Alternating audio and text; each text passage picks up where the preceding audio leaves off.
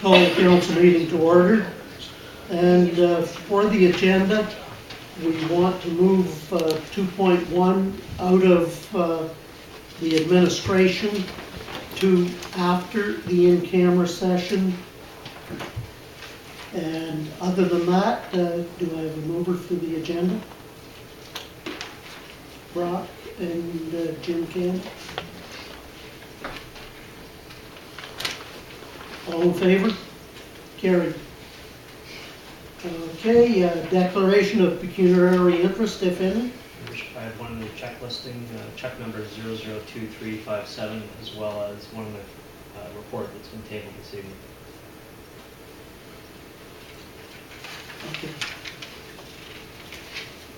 Okay. That's noted. Okay, moving on to the Reeves report. I'll say the obvious, and winter is here, so that it's good to have clear driving to get here, except for the whiteouts and fog that I had. And so that we'll move forward to the reading of the minutes of the previous meeting, and Gary wants to make a comment about the December 2nd meeting. Okay, thank you, Reeve. Please note that there were motions that were passed by council at the December 2nd meeting that were missed on the first go-round of the minutes. And so council needs to approve the December 2nd minutes as amended. And there were two motions that were passed. One was the approval of a cost of living increase for 2014 of 1.18%. The other motion dealt with authorization to spend up to $20,000 towards the Alice Monroe Labor Market Partnership. Do I have a motion for Archie and Dave? All in favor? Carried. Okay. Was there any business arising from previous meetings? Moving to department reports, or no, deputations. Pat, I'll let you get started. Okay. The first deputation, and do an explanation of what all is involved. Thank you. So, as many of you are aware, the Town Hall restoration project is ongoing. We had hoped tonight would be our opportunity to all go outside and watch me lift the big sheet off the building and everyone would applaud, but it's dark out and it's -17. So I'm going to do this with a slide presentation and show everybody the work we have done. And we have a special guest tonight that we want to thank. And I think I'll turn that back over to Neil for that part of our presentation tonight. So the restoration of the Town Hall has been a priority for the township, but it's always been a challenge to fund these programs. The project is part of our township's goal in our strategic plan to revitalize the downtown and develop a plan to restore the exterior of North Huron's architecturally significant municipal buildings. And really, whether you're driving from the north or the south into the town of Wingham, the two towers frame our downtown, and they're really part of our streetscape and make you aware that you are now coming into Wingham. They are very recognizable from either way you're coming in. So they're very important to the township. We were fortunate as a township to receive $125,000 from a CIIF grant which was the Community Infrastructure Improvement Fund from the federal government. The township matched those dollars and we were able to initiate our town hall project, recognizing that that wasn't likely enough money to do the entire project, but we wanted to get started. So we tendered out, and then the tenders came back, and council really wanted to see the entire bell tower and the front face of the building, which is the east elevation, done as the first phase of the project. So some more money was added to the project. And then while in the middle of the project, we had to adjust our plan for some structural issues with the bell tower. So we've had a few hiccups along the way. So that is really why we're into December and we're still working along this project. I have a quick slide presentation I'm going to show you to let everybody know some of the work. You can't always see everything that's going on up there, and you may not want to make the climb up there. Archie did. I almost put that photo up there of you, Archie, but he's been up to see the work. So just to remind everybody, our bell tower was in need of restoration. You can see the paint was chipping, and you could tell from the street level that the bell tower needed some TLC. And the mansard level, which we call the third level with the dormer windows, you can also, I'm just going to maybe flip the light if you don't mind. Yeah. You can see the paint chipping and the wear and tear on the building. Still can't really see all of the issues until you get up a lot closer. So when we got the scaffolding up and can take a look at things, you can see that there was quite a bit of rot in the wood. And if you can see the shingles, oh, I'm going to turn this on to make it work. The shingles here with all the moss growing on them, and they were also all quite thin and ready to be replaced. So we started our work, and the second floor windows were removed, and the genie boom moved in, and we started to get underway. And then the scaffolding went up, and it was a big secret what was going on at the town hall all summer. But it did look very much like a construction site. Most of that scaffolding is now down, and you can see a lot of the results. Some photos of the bell tower. So once we scraped the paint off, you could really see a lot of the damage that the wood had to it, and so a lot of the pieces had to be replaced and repaired.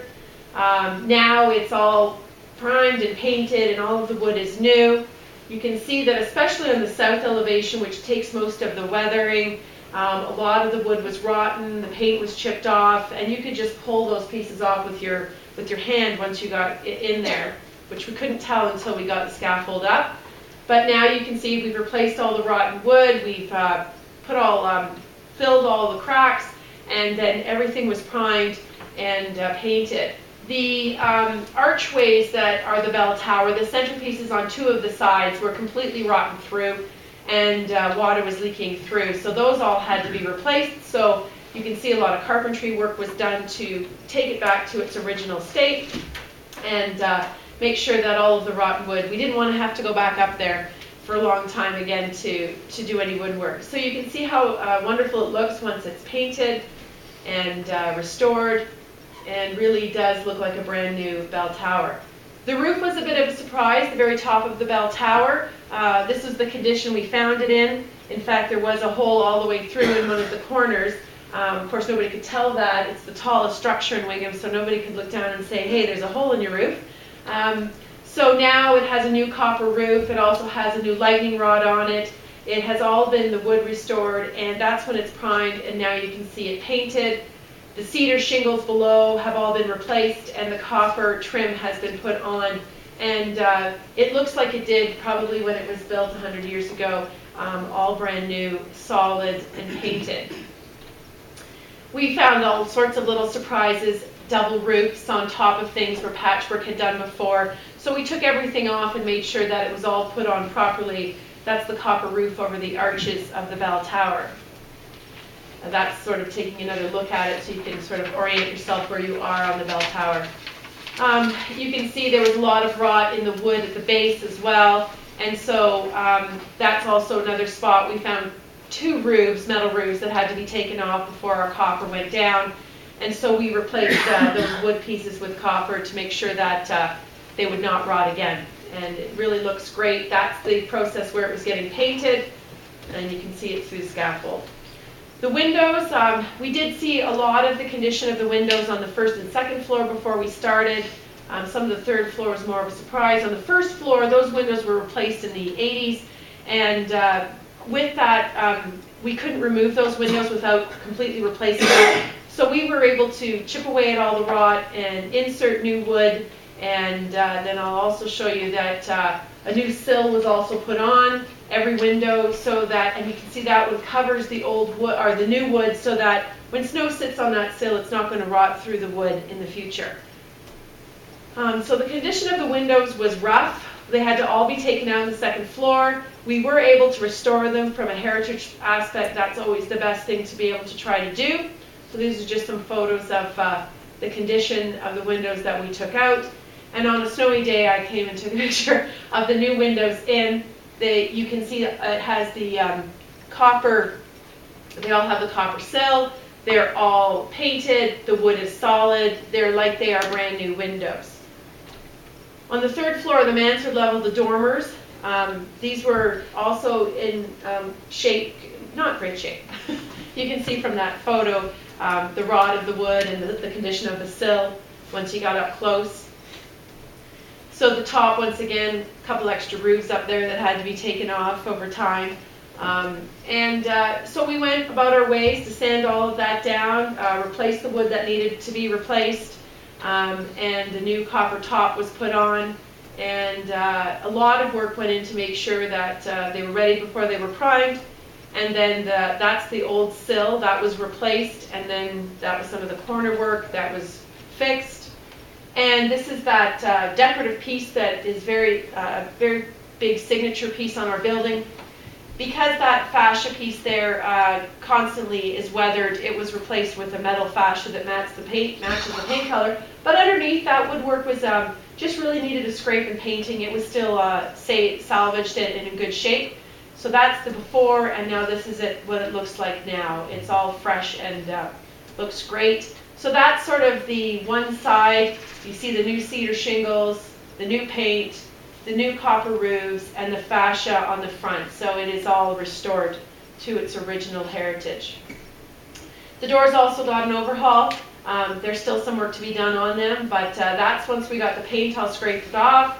You might not be able to see it, but all the little frames around the windows were rotten on the tops and bottoms. So all of those pieces were replaced and then painted and restored back to a brand new door, so that we're taking it back to its heritage. We still have some work on making them airtight. That still has to happen as part of the work.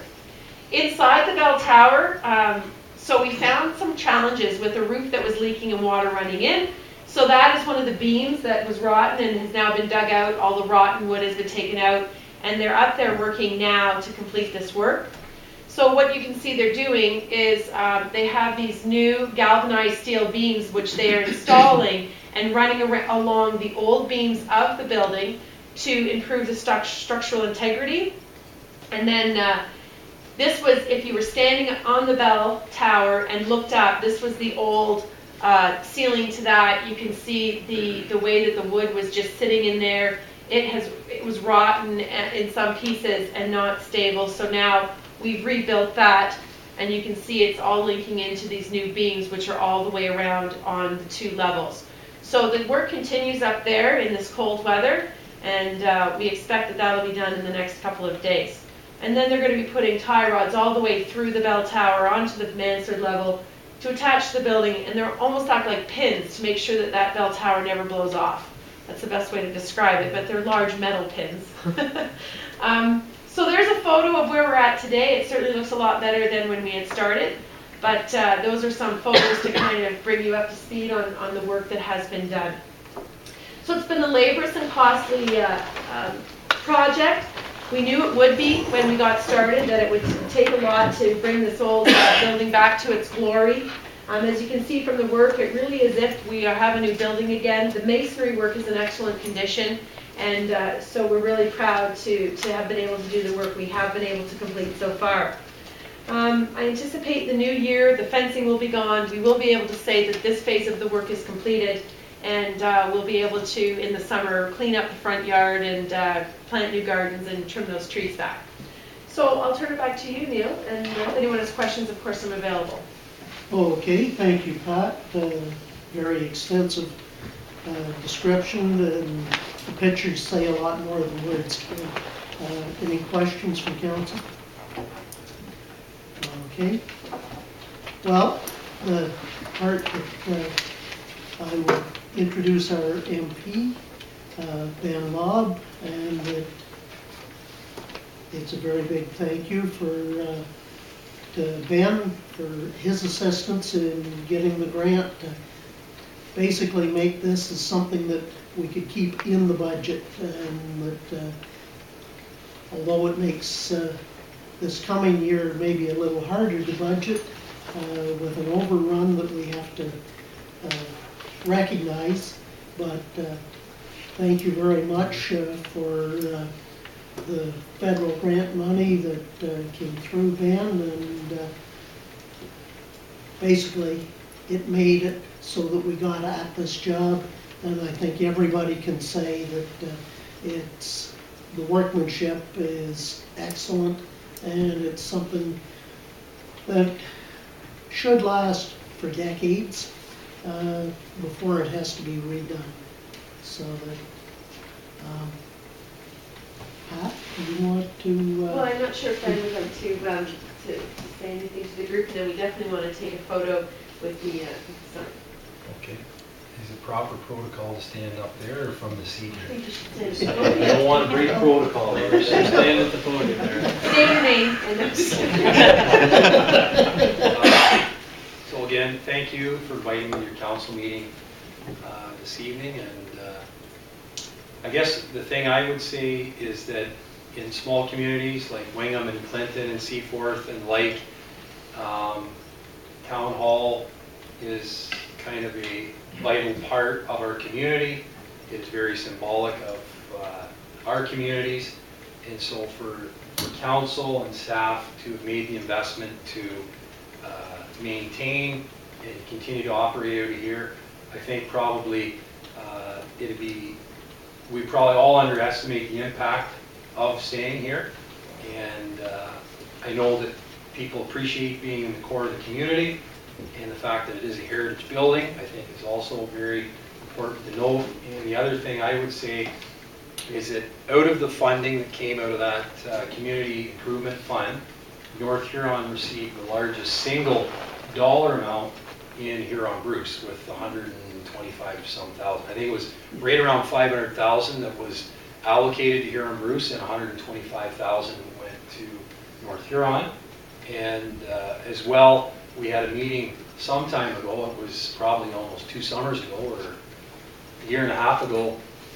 Some of the council members were here for that meeting, and we went through some of the projects that would be on for North Huron if there were some funding. So again, thank you and congratulations for kind of being proactive instead of reactive, because those meetings sure help keep projects like that on the front line. So congratulations and thank you, and all the best in 2014.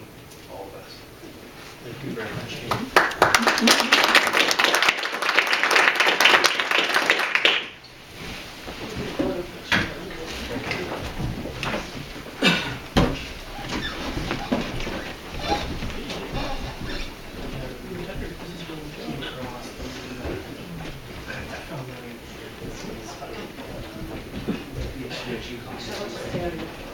You're going to stay out of it? He was going to make me go in it, but it looks better with just the two of you with the sign, so that's better for me.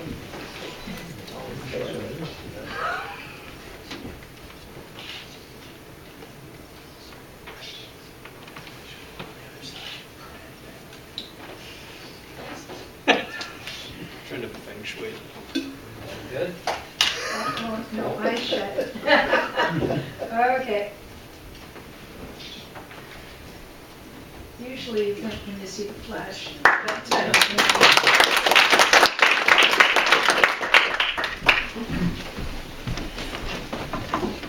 if I leave, it's not because I don't like you, it's because I have to get going. So Stick around, Ben, we'll show you how to do some politics. I could use the education. I could use.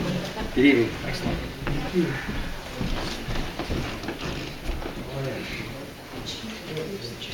You want to do it?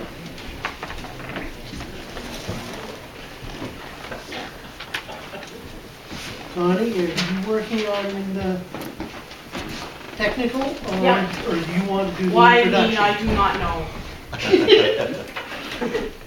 I really don't know. Okay. The second delegation is from the Blythe Festival. Deb Schuldice, Marion DeVries, and John McCameron.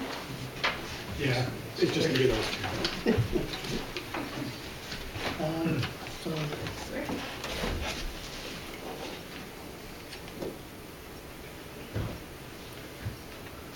Did you want to start things off in the meantime, Mary? Deb wanted to talk first. okay, But we'll wait. while she's getting it set up technically, Vincent and everyone, thank you so much for having us here tonight. And we're going to just do a little bit of a presentation on last year and the upcoming year and what we would like to do with marketing.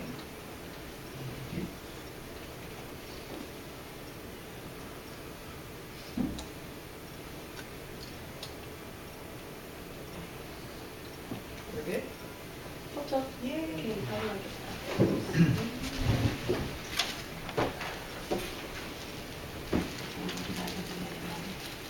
Yeah, yeah.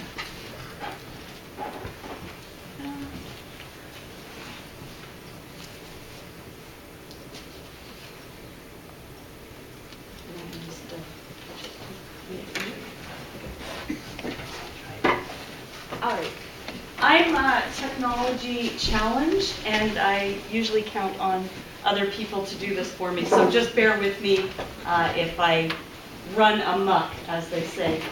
And thank you for allowing us to come. It is a highlight of my year every year to come and talk to North Huron. I feel like we've become friends over the years. Such great partnerships with the staff and all the council. We work very closely with Connie and Pat, and we certainly appreciate all their support in our day-to-day operations and all the support that North Huron gives to us. So thank you. Thank you. So this year we're going to just give you a little report about 2013. As you know, Blythe Festival is unique in Canada, really. One of the reasons that we are unique is our repertory schedule. There's only 2 other theatres that I can think of that attempt a rep schedule. That's the Shaw and Stratford Festival. So it's pretty ambitious for a small theatre in a small town to try to undertake the same format. But what it does is it gives our audiences much longer opportunities to see the plays, and at the same time it does help us control our costs because we can have actors in 2 shows at the same time and bring them out here for the whole summer. So that is really important to us. Our new play development is also unique in Canada. While there are a lot of other theatres who are doing new plays, our focus on rural concerns and rural theme is unique in that aspect. And as you know, we're also very involved in our community. I'm going to talk a little bit later about how we do that. And of course, another unique thing about the Blythe Festival are the good old-fashioned country suppers. You laugh, but the people from the city who come out often because they can pair a play and a supper at a church or at the Legion. They just don't have access to that at the Stratford Festival. So in a village of barely 1,000, we have an art gallery with 5 shows each year, 3 of those non-juried professional works. We have an orchestra, we have a community choir. Both the orchestra and the community choir are professionally led, which gives people an opportunity in rural Ontario to sing in a choir with a professional director, and that doesn't happen very often in a place like Blythe. And of course, our nationally renowned theatre company. Then we're just talking a little bit about our new play development and the success that we've had. We've done 118 world premieres in 39 seasons, which is pretty remarkable. I'm pretty sure if you talked to Anne Chislett and James Roy and Keith Rolston, They had no idea in 1975 what they were starting. So we're very proud of the work that's gone on our stage. Community involvement. So this is just a little way that we work very strongly with the community. We have the country suppers. We don't host those country suppers. We are just the ticket agents, and the country suppers go to the Legion ladies, the area churches, and they use them as a fundraiser. So in 2013, we paid out just a little over $23,000 to those community groups for hosting those community suppers. Ticket donations. We give away over 500 tickets every year. So that's a value of about $15,000 that goes out to local community groups to raise money for their projects at their silent auctions and raffle items. We do fundraising opportunities at Memorial Hall. Groups will come in and let their cause be known to our audiences. So we do that with groups like the hospital foundations and the Women's Shelter, the United Way. We work with all of those other groups to help them raise money for their causes. And capital fundraising for Memorial Hall. The Blythe Festival has been the lead on fundraising for Memorial Hall for the last 40 years. We can't tell you how pleased we are that there's now a revitalized sense of community around fundraising for Memorial Hall, and we're hoping to work very closely with 1419 as well as the township to make sure that over the next 2 to 5 years that Memorial Hall is revitalized. We think it's crucial to our ability to attract future audience and to keep that building as a focal point in town and in the region. And education, we do workshops for all ages. We have ongoing presentations for Theatre for Young Audiences for schools.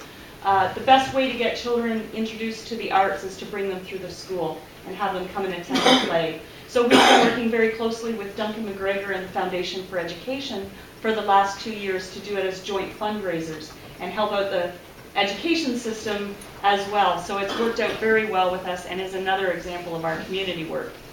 And our young company is a professional theater experience for rural youth that is, I would say, unsurpassed in Ontario. For the kids who come to this, they get 5 weeks with a professional director. And you can get that kind of experience in Stratford or London, but you're paying $500 a week to do that. And we offer it for ages here 13 to 19 at no cost to them. We pick up all the costs for all the professional director, the coordinator, and over 50% of our young company participants go on to a further career in the arts. And even the ones who aren't looking for a professional theater career, what it gives them is critical thinking and the ability to work in a group and decision making. And so it is one of my heartfelt reasons why I got involved in the theater in the first place is that my kids were in the young company and I started out as a volunteer to support that. So it's a very near and dear to my heart cause. So 2013, we've just come off of it. We are pretty impressed. We've received, again, national press coverage. We had excellent reviews. In 2013, we were a finalist for the Premier's Award for Excellence in the Arts. And that is a very small select group. There's 5 arts organizations selected each year to be a finalist for that award. And we were extremely proud to be a finalist for the second time. And you'll notice the big number that I'm sure all of the council like to see in the county. We had a 30% increase in paid attendance over 2012, which sounds like quite an accomplishment, and it was. Part of it was that we brought back Dear Johnny Dear, so that gave us 5 main stage productions, and we also had we produced our own show in the studio. But the biggest reason that we had that increase in attendance is because we took a real close look at our scheduling. And we decided to slot the schedule where the attendance was the highest and to increase those. So We had tried the previous year and switching to a Friday matinee because weekend evening performances are the lowest attended in theater, not just our theater, but across the board. And I know it sounds really odd, but people don't go out to the theater Friday and Saturday nights. So we tried a Friday matinee thinking that maybe the seniors would come on matinees. We found no increase in ticket sales for Friday matinees, but what we found is that it hurt the community groups for the country suppers. So we put that back. We brought back the Friday evening show so that the community groups could raise money, and we just increased the overall number of times that a show ran. It didn't increase our costs by much, but it did help bring that audience back through the door. So we've just, actually because of the storm on Thursday night, we missed our AGM, so we haven't been able to announce publicly. But I will let you know that our auditor has completed our book, and we are finishing 2013 with a negligible deficit. On $1.2 million budget, we had a $2,000 deficit. So I think that we did pretty good, and they were very expensive shows to put on, putting on 2 musicals in 1 year. So we're very proud of those accomplishments as well. So I'm just going to go through that quickly to let you know the shows, just to remind you. And the Young Company. This was a show that they did. They went out and interviewed people from all over our county about what they did for work that wasn't agricultural related, because the previous year we had done the Farm 2012. And this was something that we sort of did by design because we wanted to expose young people to all the things that they could do in the county. So opening their eyes to the possibility of staying in the county was sort of the reason behind that particular project. And they found out that there are a lot of exciting careers in Huron County that they hadn't even really known about. And then we did special events, the remount of Dear Johnny Deere, Wingfield, Fred Eaglesmith, Royal Flush Improv. So these are just a few of the things that Blythe did in the off-season, the Blythe Festival, that we produced ourselves to keep the hall busy and things happening in the off-season. And the joint use of Blythe Memorial Hall. So our shoulder season usage, we average between 50 and 70 rentals every year, and 2013 was no different. We actually generated a little bit more in revenue, over $10,000. And part of that was because some of those rentals became multiple day rentals. So we've found an increase with things like the dance recitals. So we have 3 dance companies in Huron County that are now primarily using Blythe Memorial Hall as their facility. And as a result, we get increased rentals because they come for 2 to 3 days because they do a rehearsal and then 1 or 2 performances for family. And we've also been working with some new music promoters who have already booked for 2014. So we're getting on the radar for some of these new concert promoters for the off-season. The Blythe Center for the Arts contributed just under $24,000 to the operating expenses for Memorial Hall. And we're continuing to update equipment. In 2013, for example, we spent just over $1,000 on new Clearcom headsets. That's what you see when you see the stage manager and the house manager on those headphones. We bought new ones for the hall this year. So now, I have some exciting people for you to meet. It's now 2014 for us, and we have a whole new team at Blythe. Just before I introduce Marion, in my new marketing team is back here. John McHenry is our new Director of Marketing and Development, and Marcy McLean is his associate. So we'll introduce you to them a little bit later on. So I want everyone to meet Marion DeVries. She is our new artistic director. Last year you had met Peter, who was our interim artistic director, which afforded the Blythe Festival the opportunity to do a national search, which took us about 6 months to do. And I'm very pleased that Marion DeVries, at the end of the very intense process that we underwent to find the next artistic director, came out as the unanimous choice of our board. So Marion? Thank you, Deb. And I'm so thrilled to be here and to be the artistic director of Blythe Festival, a renowned nationally and worldwide. Blythe plays get produced around the world. And it's really exciting to be here on the occasion of our 40th anniversary season next season and to program the season.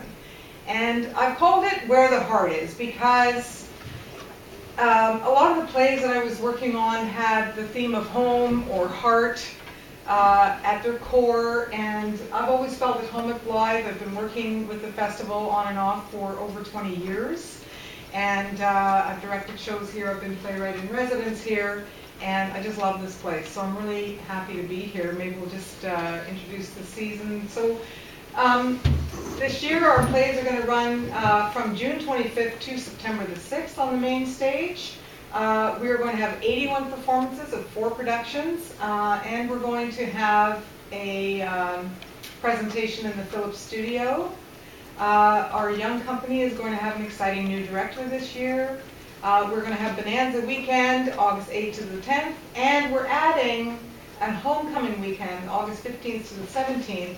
And what we're doing is we're inviting, as part of our 40th season celebrations, we're inviting all past artists and company members and technicians and designers who've ever worked at Blythe to come back to Blythe and spend a weekend and see the shows and be part of it. And we've got all kinds of exciting events planned around that. We're also doing a number of other 40th anniversary season celebrations that we'll be announcing soon. We've got a great committee together that's working on that. The first show that we're starting with is Kitchen Radio, which is written by myself. I wrote it while playwright in residence here, and then Eric commissioned it. And the lyrics and music are by myself and David Archibald. It's a musical about women in country music. So it's a young wife of a bank manager that moves to a small town. She's quite lonely because she's moved so often she's never had a chance to make friends. So her best friends are the country music stars that she listens to on her kitchen radio. But then, in this small town, she gets pulled into the lives of some of the other women in the town, and her world is turned upside down. She's looking for a home, and we hope she finds one. All the music is original, but it's based on the music of the 50s and 60s country music, old-time music, that type of thing. So that's what we're opening with, this kitchen radio. And then next up, our second show is Billy Bishop Goes to War, written and composed by John McLaughlin Gray in collaboration with Eric Peterson. And this is the first play in our memorial series. I've decided to do a memorial series over the next 5 years, from 2014 to 2018, which is, of course, the 100th anniversary of World War I, the Great War. And so I want to do one play each season that looks at the lives of veterans and soldiers and their families and their communities, and that honors them, that honors Blythe Memorial Community Hall and the Legion. Billy Bishop is a Canadian classic award-winning play. It's a wonderful play, and it is being done across the country next year, and for good reason. And we are doing our own new production of the show. I'm very excited about that. Then we've got a brand new comedy that fell into my lap. Mark Crawford has acted here before, Stag and Doe, and I imagine you can all imagine what that play is about. And it happens in the kitchen of a community hall, and Brad and Bonnie are planning their Stag and Doe, and along come Mandy and her husband. Their wedding tent blew away in the storm the night before, and they demand use of the hall. It's the only place that's big enough for them, and shenanigans ensue. And it's a really wonderful play. It's very funny, and it does really look at the true nature of weddings. So I think you'll really enjoy that. It's also a Blythe world premiere. And finally, we have St. Anne's Reel by Gil Garrett. Gil's been writing this play for Blythe for a while. It was commissioned, and it's about a Daniel, a washed-up Dollywood rhinestone cowboy, and he comes home to the farm, which is near Wingham, on the occasion of his mom's death.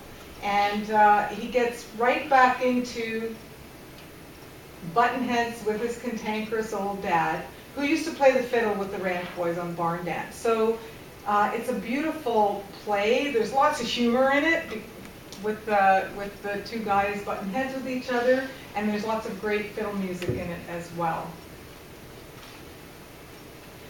So yes, our special events are Bids, Bites, and Bazingas, which is our 40th anniversary fundraising auction, which is going to be on April the 12th.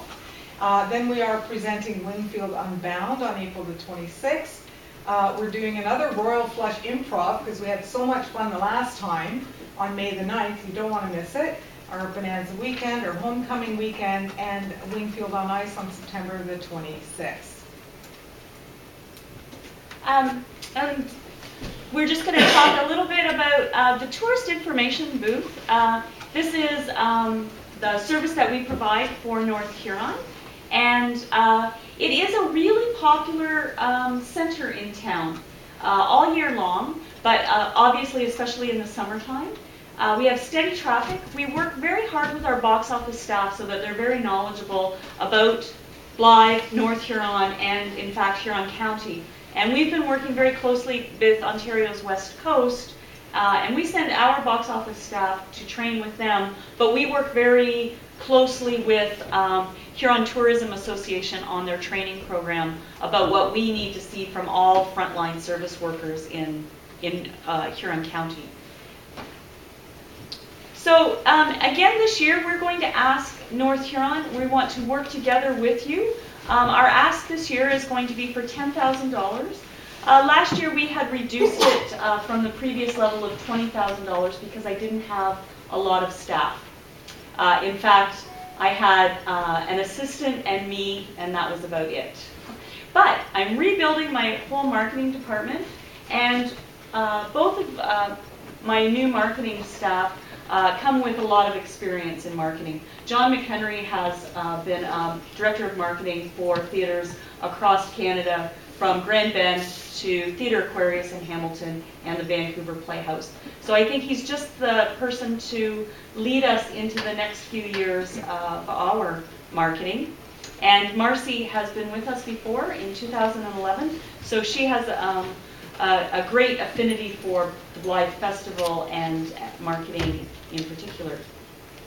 So what we would like to offer in exchange for that is we'll again provide access to our database by including your brochure in a direct mail piece to 15,000 households who already have a relationship to our area.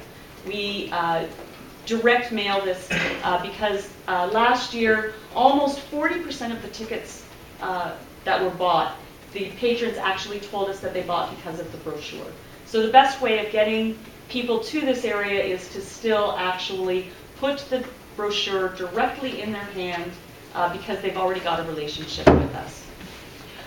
We would this year add an attractive ad on our brochure back cover to reach all of those who can pick up our brochure at area attractions, accommodations, or tourist booths. So getting you back into the brochure in a meaningful way still, so that people who aren't getting it mailed to them but are actually getting it picked up are going to get exposed to North Huron. And those are people who may not have a relationship with us at all and are just thinking about coming to the area. Something that's very close to us is promoting Blythe and North Huron as a destination through attendance at selected trade shows. We've been having very good luck at doing this. It takes a little bit of extra staff time and expense, but it's very worthwhile because the people that you're talking to, you're actually forming a relationship with them while you're at the trade show, and you can tell them things that they could never get from a brochure or a website. So we've been getting fairly good response to our booths at the cottage and home shows and various women's lifestyle shows, those kind of things. New for this year, and we've been working with Connie to try to envision what could really help us, and we're looking at North Huron packages. So packaging is all the rage in destination marketing now, and so we would like to put together some experience-based packages that will encourage theater visitors to come and see the play and then stay and do something else while they're here. So add a night is the big thing, and just to get them to stay longer. And we were just sitting around kicking together some things that we could put together. So you put together lunch at the Fireside Cafe, a trip to Headley's Trout Farm, and a stay at a local B&B. And you package it together in a way that makes it feel like it's worth coming up here to see a play because there's other things to do. So that's hoping to attract new patrons as well. And we would promote that through our website and our social media. We're very active on social media. And as you know, that's the way to market. It's a whole new world out there, and it's actually a fun way to market, and we're finding that we can do a lot of different things because there's very quick turnaround time. Our brochure is our signature tool for marketing. Last year we printed 45,000 copies and 15,000 were mailed directly to our database. So this year, some of the new things is we are completely rebranding our logos and imagery for 2014. With a new artistic director, it is the exact time to freshen up our logo. We've had the same logo since 2001, so we have a graphic designer right now working on what that logo is going to look like. And then our imagery, of course, is going to really focus on the 40th anniversary season. Did you want to talk a little bit about that ruby imagery you're looking at? Well, ruby, of course, is the color of the 40th anniversary. And it's a color of loyalty, of commitment, of love, and I really feel like it sort of signifies the relationship between Blythe Festival and this community, the love of this community for Blythe Festival and vice versa.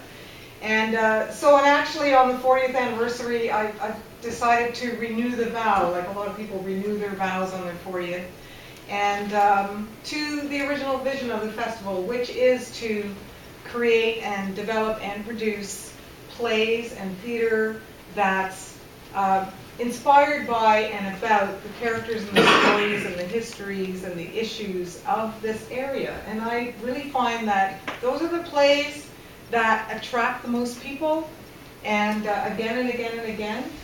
So the more specific the play is, actually the more universal it is too, because those are also the plays that end up being produced nationally and around the world. So that's why we picked ruby as a color, and that's why I decided to renew the vow to our original vision. Because it's also, I mean, other theatre people have told me this from across Canada, Blythe has stuck to that vision of producing theatre that's about this area, Huron County and this region, and rural life. And it's what's given us our clear identity and our value, and we're really highly admired for that. So that's what our focus is for our 40th season. And having our 40th season we're counting on the fact, and we're working right now, that we're going to get a lot of publicity just because it is our 40th season. So right now we're looking at that national coverage right now. And so John and Marcy are working with some of the national broadcasters to get them out here this summer and get them talking about Blythe. And this, of course, is the beginning of a multi-year process for future expansion and partnerships. We're just beginning our 5-year strategic plan, getting it on paper. And one of the things is in marketing and sponsorship is we are going to be putting together a very comprehensive plan over the next 5 years. And so John and Marcy and I will be working with all of our partners to make sure that those work very well in our marketing strategy. And the outside back cover, we would, as I said before, we will reserve that for North Huron's content. And we've had very good luck working with Connie and our graphic designer to make sure that that ties in to our message very well as well. So the benefits for you, I've outlined them. The other thing that I wanted to mention was that our brochure is also done digitally. So you can now get a copy of our online digital brochure. And it has been a huge success, and I can't remember what the traffic was. I meant to write that down, but we have quite a number of hits on the digital brochure as well. This cooperative marketing plan would include a placement in our 2014 house program, As always, it will give you the opportunity to host staff, citizens, and/or other municipalities at a designated performance where we provide the tickets and do the invites for you and host a reception downstairs before or after the show. And then all of the standard acknowledgement and logo placement that all of our sponsors get. And we would actually like to acknowledge North Huron as the 2014 season marketing sponsor, which brings you up to a season sponsor, and you would be with the logos with our season sponsor, our media sponsor, and our marketing sponsor would be the 3 season sponsors then. So, again, I'd like to thank you for your support. It is really important that our municipality supports us, and I'm very proud of the relationship that we've been able to maintain with North Huron over the years. Okay. Any questions from council? I think it was a very well thought out presentation that covered many of the things. It had to have all the questions answered for now anyway. All right, well, my risk is always that I talk too much, but you already know that. You've had me here before. Well, the thing of it is, it's a pleasure working with the people that are putting the best foot forward in the plays and everything for the area. So thank you very much for the work that you do. I think I froze your computer. I broke it. Great. All right. Thank you very much. And we're also going to, we're not going to stick around.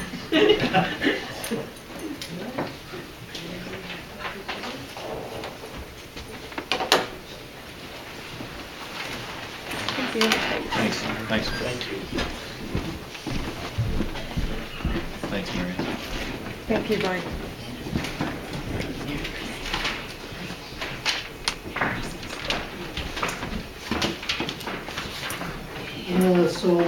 Moving into administration, going to administration point 2. Gary, do you want to move into that? Okay, I've provided a report regarding voter list management and vote by mail services. I'm proposing that we retain a company called DataFix that would provide both voter list management, which I think we desperately need as we reflect on the state of the voters list in 2010. The company would provide voter list management as well as all of our vote by mail services for the 2014 municipal election. There are many municipalities, including many in this area, that use DataFix for voter list management as well as for vote by mail services. I think there's obvious advantages to using the same company and integrating the data and having one company provide both of those services to us. I provided a cost estimate that I received from DataFix. And, pleased to take any questions that the council has. Dave. Where does DataFix get their voters list information, and how do they add people, or how do they know what people aren't on? So it would be the clerk's responsibility to maintain that list, to manage the list, and to add voters, delete voters, depending on the information received. So the list would be maintained by North Huron, by the clerk. We would be using the software that DataFix would provide. But where do the voters come from? Like, how do they get on the list? Well, that's certainly our responsibility to look at the list and to add voters' names that aren't there. But at the end of the day, it's really up to the residents to notify impact, to notify the municipality that they should be on the list and they're not on the list. So, I have a few questions. So I take it that this is software based, so they must have some way of inputting the impact election lists Yes, into this software. that's right. And then what you're saying is that they handle that, they hand you the shell, and then you've got to work away at correcting things as they come in, whereas you're made aware of them, adding people, deleting them, whatever. You said that some municipalities in our area are using these, and I guess it'd be interesting to know some of those municipalities, and did we do some reference checks on the company, just to make sure they're I know, good for value example, for dollar? sure, I know, for example, that Morris Turnberry has used this company and speak very highly of them. I think it's noteworthy that 237 Ontario municipalities used the municipal voter view, which is the voter list management software. So DataFix certainly has a relationship with many municipalities. Morris Turnberry comes to mind, but I know a lot of other people, like I know a lot of my counterparts in other municipalities are always speaking of DataFix as the program that they're using to sort of clean the lists. But we've all had those issues with getting lists from MPAC that aren't current. I wondered, it wasn't totally clear to me, the cost of the last election in 4 years ago, 3 years ago. What was the cost of that? I know it was in a previous staff report. Yeah, but I can't remember the number. I think it was under $10,000. Okay, so this price that's within here, use quote is $11,840. So this would be over and above our regular normal cost of. Just to clarify, the 11,840 includes both the voter list management software, which is the municipal voter view program. It also includes the vote by mail services that we would be subscribing to. I provided a range of somewhere between $16,000 and $20,000 to capture the other things that you mentioned, whether it's hiring of election officials, advertising, things like that. Sorry, I don't mean to be. So I take it once we bought the software then, what about future costs? So in another 4 years, you have to buy an update, or will it be roughly the same amount of money again? It's a good question. If I can find it. Okay. Bernie? Is my understanding from that, then, that the total cost is going to be about $35,000? No, I would estimate the total election costs for the 2014 election in North Huron will be somewhere between $16,000 and $20,000. $20,000.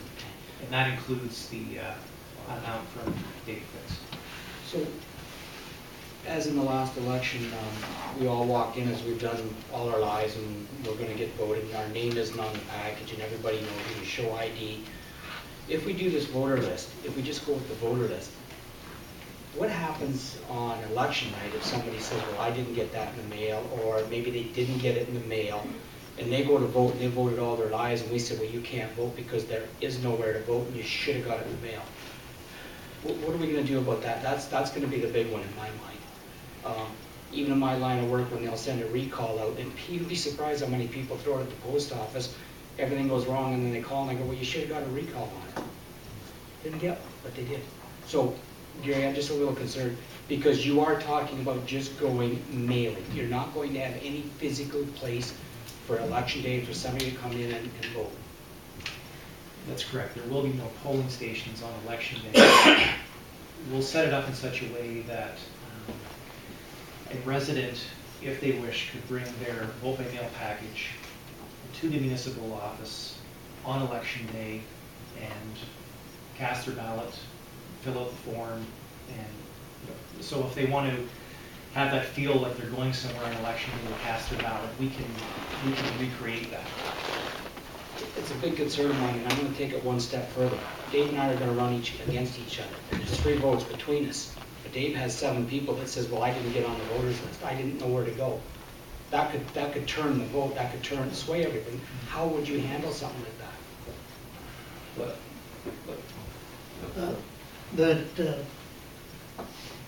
That's actually getting possibly a little bit off topic in some ways, but what will be is, has to be a system that's fair for each of the candidates. That,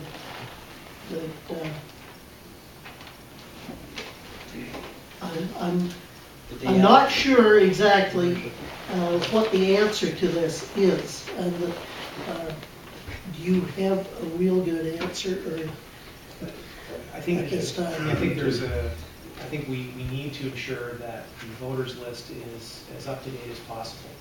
But at the end of the day, it's not the clerk's responsibility to make sure that anybody, everybody's on the list. Myself and our election staff will do everything we can to make sure that the list is current and accurate and has up-to-date information. Would really, we, the township and MPAC, rely on people to take the initiative to make sure that they're on the voters list. So we do rely on people to make sure that they're on the list. If there's obvious examples where we know people that are in the community that aren't on the list, well then I think we need to do something about that. Okay. Brock and then Archie.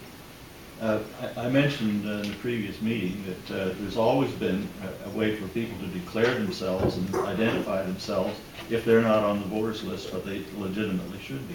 So that will have to be looked at in our office here, I understand. So which would mean that a person from East Wawanash or Blythe is going to have to get to here, and I think that's a little bit of a concern. But people are not going to be denied a vote because they were forgotten on the voters list, unless they don't show up at all. Archie? Your worship, first of all, it's good to know that Mr. Bailey's, Councillor Bailey's declaring already. But the other thing is that the system would be no different. Under the old system, if somebody hadn't shown up on the MPAC list and they wanted to go to the poll, they'd show ID, they'd be swear an oath or make an affirmation, they'd be able to vote that day. The exact same thing would, we have been told at other meetings by the clerk, would happen with the mail-in vote. If somebody found themselves not to be on the list, they could come to the town hall the day of the election, swear an oath, and they'd be able to vote. I don't see a problem. Okay. Bernie? So again, because I thought Gary just said that it was just gonna be with mailing only. So again, I'm used to going out and voting at 7 o'clock at night. Will this place be open? And to Brock's concern with will there be a place open that I can go and say, I don't think I'm on the list? It will have to be open, just as normal. Just so we're clear on this, because The clerk already said that 2 meetings ago. but it's not in here. It doesn't matter, that's up to the clerk. This is something separate. This is a software company that is selling software to the municipality. The clerk runs the election. Ray? First off, I thought it was Impact's job to have the rate. Well, you know how good Impact is. So, they're not doing their job, so now we're going to spend $12,000 to do it for them, to try and get it right. But the other fact is, there's going to be one polling station, and that's going to be here at Town Hall. So that person's got to come from Blythe. If they're not voting by mail, they've got to come from Blythe or from East Wawanash to here, which I think, just as Brock said, is a problem. Anybody that I talked to so far had wanted the old traditional way of a polling booth in each ward and go and vote. People take pride in going voting too. So I'll be voting no on this motion. It's council's decision. Gary? And just for reference purposes, that it is conceivable that a resident in North Huron who's on the voters list may have the vote by mail package 2-3 months before election day. Hopefully within that time period, they could complete the form, put it in the mail, and they're good to go. I think we recognize there are people who want to have that experience of going somewhere, and we can provide that for them on election day. But I think there's lots of time for people to complete the application and feel like they're voting in the North Huron election. Just one other question. Is there anything, as you say, the mailing packages can be sent out months in advance? Does anything preclude a ratepayer from filling out the form and bringing it by the town hall whenever they please? No, we would welcome So that. that's available option too. As soon as the panel is identified. Yes. Yes. Yeah, as soon as the candidates have it. So we can legally vote 3 months in advance. Everybody, I guess we can if you're going south, you're not gonna be here for. if you have a package. Dave? What would stop me from mailing in my ballot and then coming in and declaring that I haven't voted yet? If I mail my ballot in on Wednesday and I come in on Thursday and say, I haven't voted, I want to vote now. To be arrested immediately. Well, yeah, I'd be arrested and put in jail and all that, but There is a mechanism to catch that. It's really no, it's no different. There's a voters list to maintain. The people at the polling first strike off your name when you vote. It'd be the same thing. That would be tracked. so within as the they program. come in, they would be stroked off. Exactly. And that would also track it on the other side of the coin. If your package got lost in the mail someplace, there would be, as you hand in, I'll say, for ease of the double envelope, where one is the envelope addressing maybe a number that you are as enumerated or something, and the other would be an inside envelope that would be the actual ballot. That's correct. Brock? I was also wondering if this package offers any assistance for the election day itself in terms of documentation to help with the scrutineers or the people who are counting the votes or the people who are overseeing. I imagine it'll be private citizens selected to oversee this, and candidates may have scrutineers there. Are they involved at all in that part of the process, or is that strictly up to our clerk to develop that? That's something that the clerk would need to develop, but the voting method is being changed, but I think those things that you speak to that typically happen on election day would remain the same for accountability, transparency. Right. Bernie? So it's my understanding that they can bring it in 3 months in advance, this envelope, you're just gonna stroke their name off because they voted, then you're gonna put this someplace and then it's gonna be opened up by other people election day, or were you just gonna start 3 months in advance and opening them up and counting them off? It isn't just, It would have to be on election day that the ballots would be open, but I think there is a way with the software program to strike off that person has voted. So, for example, the person living at 123 Drummond Street in Blythe sends their vote by mail package in. We'll scan that against the system so that the system knows that the person living there has voted. We're not going to know how they voted, that's none of our business, and we'll never know how they voted until the ballots are opened on election day. The one comment that I'll make in thinking about it, a number of I'll say the envelopes that were sent out by MPAC 3.5 years ago for people to say whether they're a Canadian citizen and what their address is, whether their voting would be registered as a renter or an owner or both.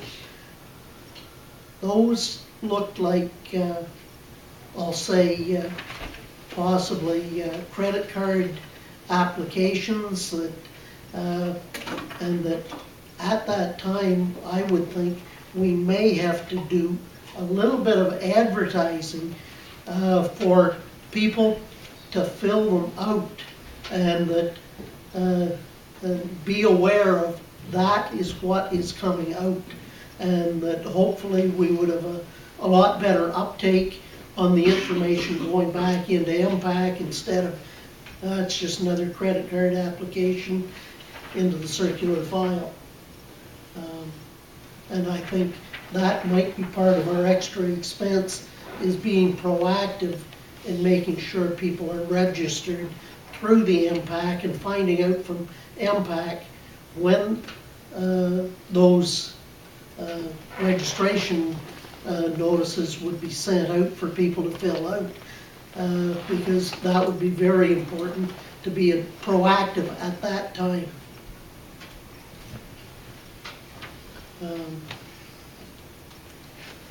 Okay, Archie, So moved. suggested motion, Yeah, to accept the recommendation. okay, and seconder? Dave? Any questions? All those in favor? Carried.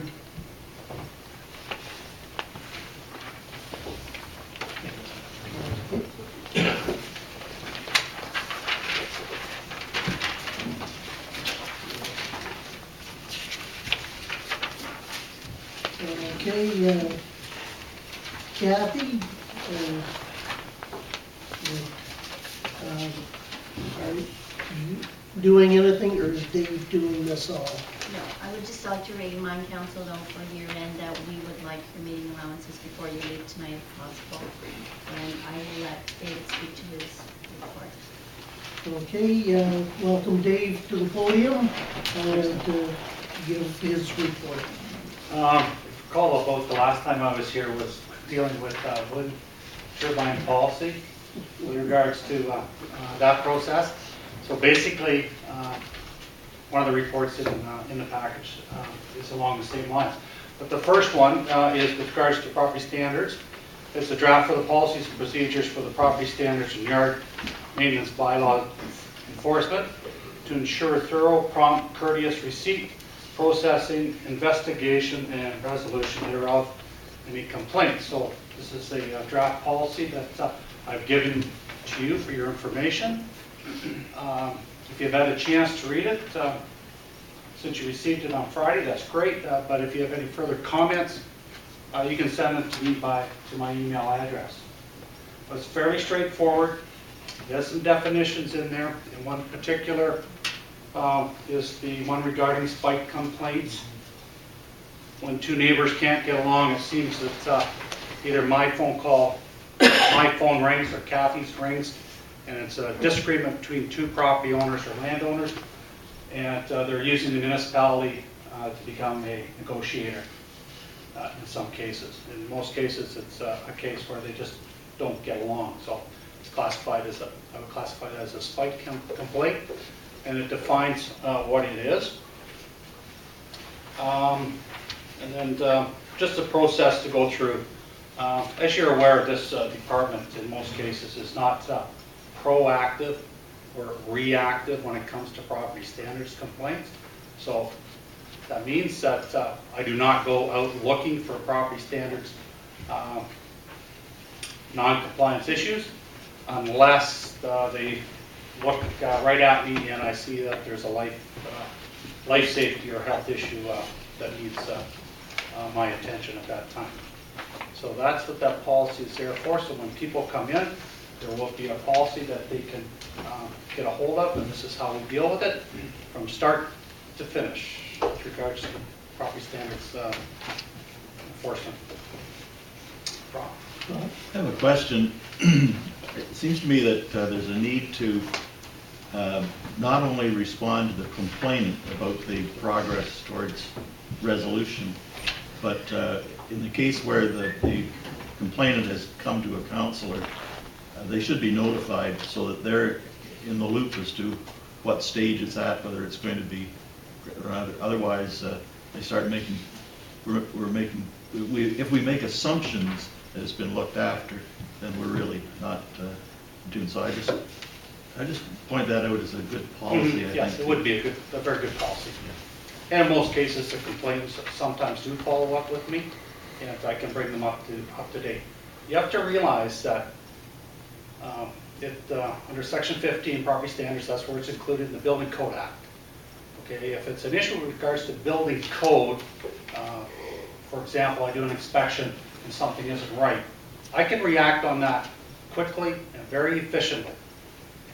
But property standards, unless it's a life safety issue and a public safety concern, then it takes time. And it usually doesn't happen in a day or two. If it goes the property standards way, it could take, sometimes up to 2 months. Because if there is an order to comply issued, everybody has the opportunity to appeal that order. And if they wish they do, then you have to come to the property standards committee hearing. And then it's dealt with that issue. Okay, so I would like to see in the new year, before the snow melts and we have a homecoming reunion coming up, I know this is going to jump to the forefront, and if I can have a policy in place that's approved by this council, it would help my process. Okay. Any other questions? Okay. That's good on that, Dave, thank you. Just one, Yes. is there a building report, is there a building permits and stuff, or are they compared, where do we sit as compared? Where's this report that you see right in front of you under item number 2 is up to date as of last Thursday. Okay. So we are behind last year's numbers, in particular, especially the permit revenue based on the projects that we've had. Okay. November shut right down, no permits issued. December, no permits issued, not even any inquiries. No, I just wondered how that. Okay, so we are lower than last year's numbers, but of course, you have to take into consideration it's a brand new school built, $30,000 permit revenue, and a $10 million project plus. So there's that big permit out. We're holding our own, but definitely not as good as I was hoping it would be, but that's the status as the building is right now. Brock, did you have another question, or? Yes, I did. I don't know if I'm getting ahead of where you are in your report, but the question is regarding the code of ethics for building officials. Okay. Does that come later, or? Yeah, I can comment on. I don't have that piece of paper in front of me. That is a code of ethics from the Ontario Property Standards Association that I am a member of. I'm a Part 2 certified member, actually, and that's a policy that I usually try to follow when I'm going through it. We don't have one per se as from this township. Right. Okay, this is the provincial code of ethics. Right. So, well, what I was asking is this a replacement for an earlier code of ethics, or this is the one that No, this has always is been? this for your information purposes only. You would have received code of ethics for the building department 3 or 4 years ago. And actually, it is on the back of my business cards. Right. I'm just concerned about the typos and errors that are through this. Yeah. I think that should be cleaned up. Okay. Okay, if there's nothing else, thank you, Dave. Actually, there's one more report that I gave to all the council members. It's draft again. And it's similar to the wind turbine policy. As you're aware, the wind turbine policy is regulated by the province of Ontario under the Green Energy Act and renewable energy approvals. Transmission towers, telecommunication towers are covered under a different jurisdiction. It's covered by the federal jurisdiction, the federal government. However, to have a policy in place so that when they come in the door and they wish to install new towers, there'll be a policy that they can follow. And it's tied very closely to the federal policies that they follow. So if you look through that draft, you can see some website addresses that you can go to if maybe you have gone to them. But this policy is basically follows their steps and would just help assess their projects when they come, and to give us education and inform us of what they might be planning to do in the future. And I would like to get that passed by the end of January 2014. So if you could submit any changes or ideas that you might have to my email address, we'd greatly appreciate it.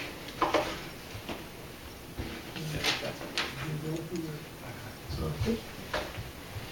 Well, it's light reading make up questions or comments on, so, Okay? You don't have to do it over the holidays.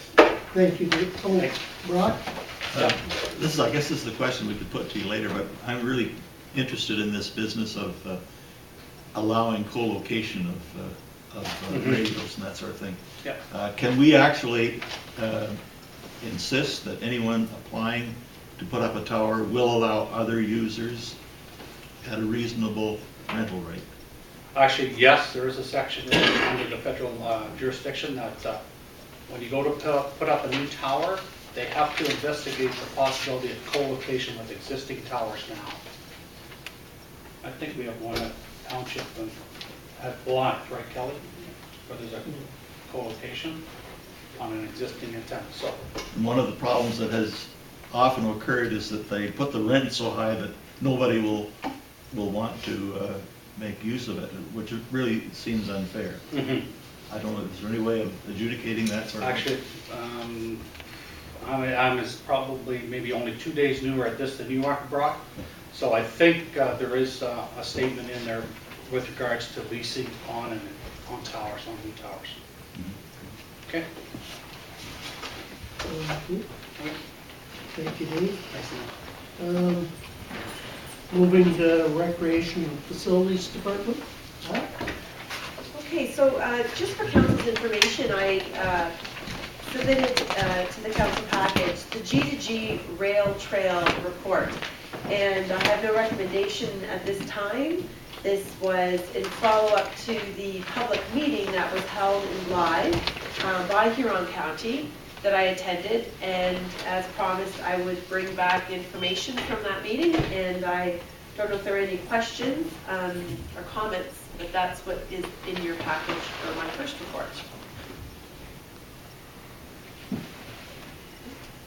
The one point is that I understand there is one group that is going to do a survey with all adjacent landowners on a county basis, so that is one thing that my understanding is in progress. I think there were, as I mentioned in my report, a number of issues brought forward. And the county sort of has promised to look into each one of those, and so perhaps that's part of the follow-up to really feel the pulse of the landowners that are adjacent to the potential trail. But actually, if you look on the map, there's very little trail that will go through North Huron. It really just tags into our Greenway Trail and maybe the adjacent property at either end of it that is still in North Huron, and then it moves out of North Huron. So it, although it is important for our Greenway Trail and that committee to stay tuned, but currently the proposed use of the trail is in line with what we currently use the trail for. It is non-motorized summer vehicles, pedestrian and walking and biking only in the summer, and allows for motorized snowmobiles in the winter. That is the lease that is being proposed currently to the county. So I felt that that was good background information, but you're probably right that there's a lot of things going on at the county level to follow up on numerous concerns and questions being raised. Okay, thank you on that. So the second part now? I have one question. I have had some comments on the policing of the trail. Who's going to do that? We've always had problems with policing of the trail. So I said, I have no answers for this, other than that we don't have a whole lot in the trail, but one person was a non-township resident, but he's still going to be a part of that trail. That was well voiced at the meeting as a primary concern of the adjacent landowners. I think that's their primary concern, is the protection of their property and also their protection of their liability if motorized vehicles are coming through and they're moving their equipment at the same time. So I don't have an answer as to who. I'm quite certain the county staff are going to come up with that. Ultimately, it is, I believe, a policing issue on a no trespass issue, but that's sort of to stay tuned. But that was well voiced at the meeting as a primary concern.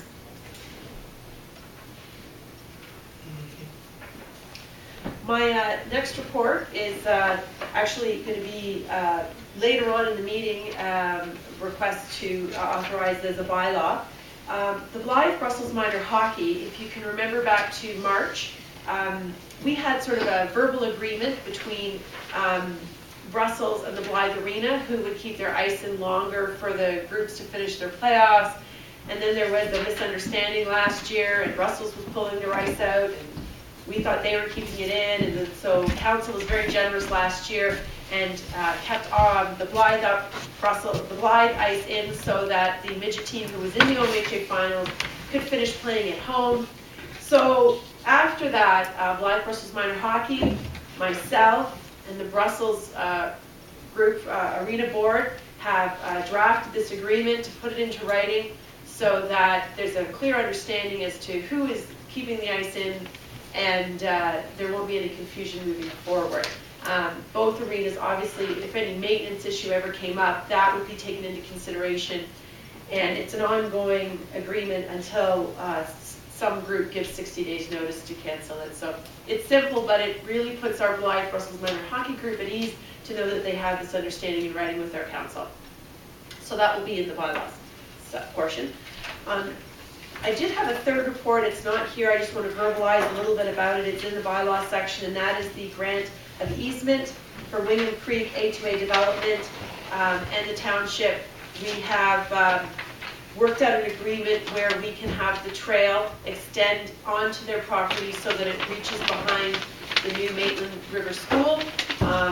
We've had sort of an understanding this would be happening with them, but now everybody has typed out their lawyer legalities onto paper, and we've all agreed on how the terms will work, and so that will come also later in the meeting under bylaws, and we're excited about that opportunity because it links the new school and all the students there to our trail, which takes you to all of the key areas in our parks and the ecological park, and people can also walk to school on the trails and avoid roads and such. So we're excited that we've been able to work something out with them.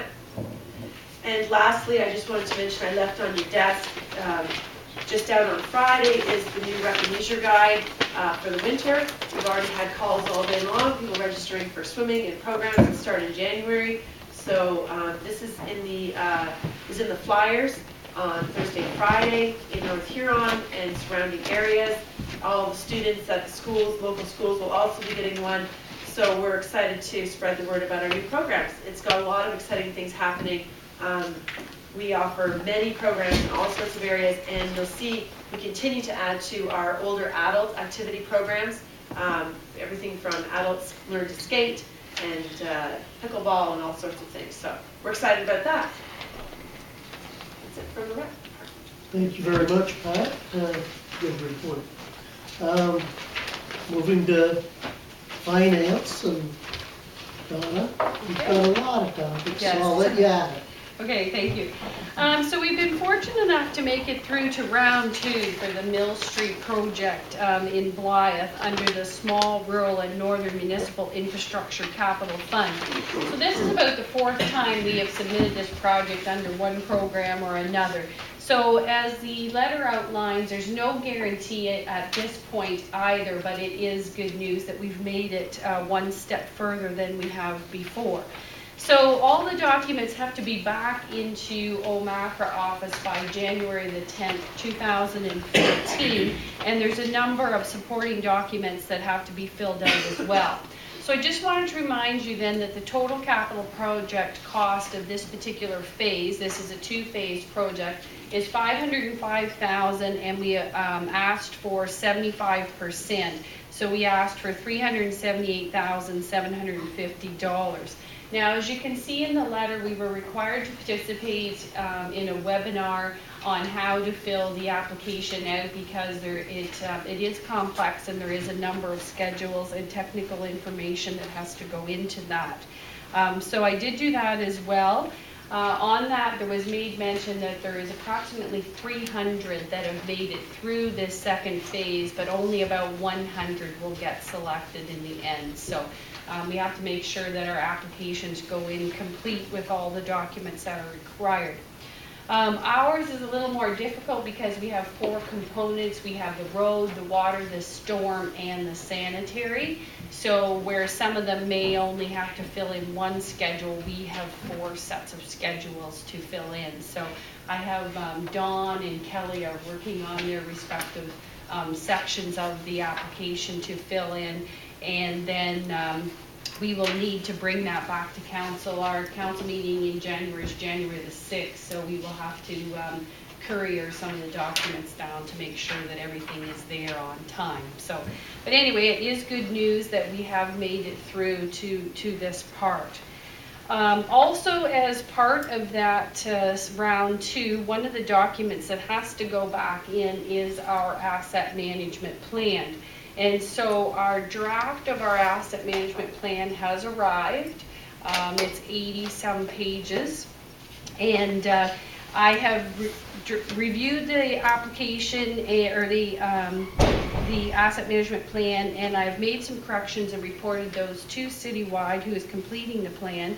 And I hope to have a draft out to council sometime in the next couple of days so that you can review it. Again, all these applications have such short turnaround time, so we're going to have to devote maybe a half an hour or an hour to the asset management plan, since it has to be adopted by council and go in. Now, again, the timeline has become more stringent since we've made it to round 2 of the application phase. Had we not made it through that, we would have had a little bit more time to spend on the asset management plan. A couple of highlights I wanted to quickly point out in the asset management plan. This is only for phase 1, and it only covers the components that were outlined in the Building Canada guidelines. So the we have this plan estimates our replacement cost for our infrastructure at $141.6 million. And then the components not included are estimated between 30 and 50 million additional. So we'll be up around an estimate replacement cost for all our municipal assets close to 200 million by the time we get the second phase of the plan in place. So of course that all warrants further discussion. So the components not required this time are buildings, machinery and equipment, and vehicles are the 3 big ones. So we do have roads, bridges, water, storm, sanitary are all in this first round.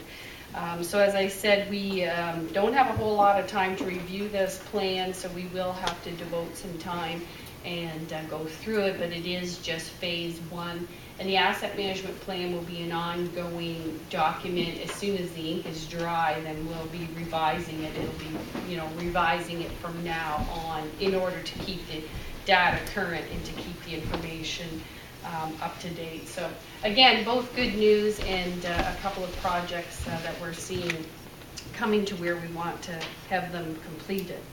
So those are those 2 items there. The next one is for capacity funding, again, through the Small Rural and Northern Municipal Infrastructure Fund. The first one, the Mill Street, is called the Capital Program. The second one is called Capacity Funding, and we talked about that back in October.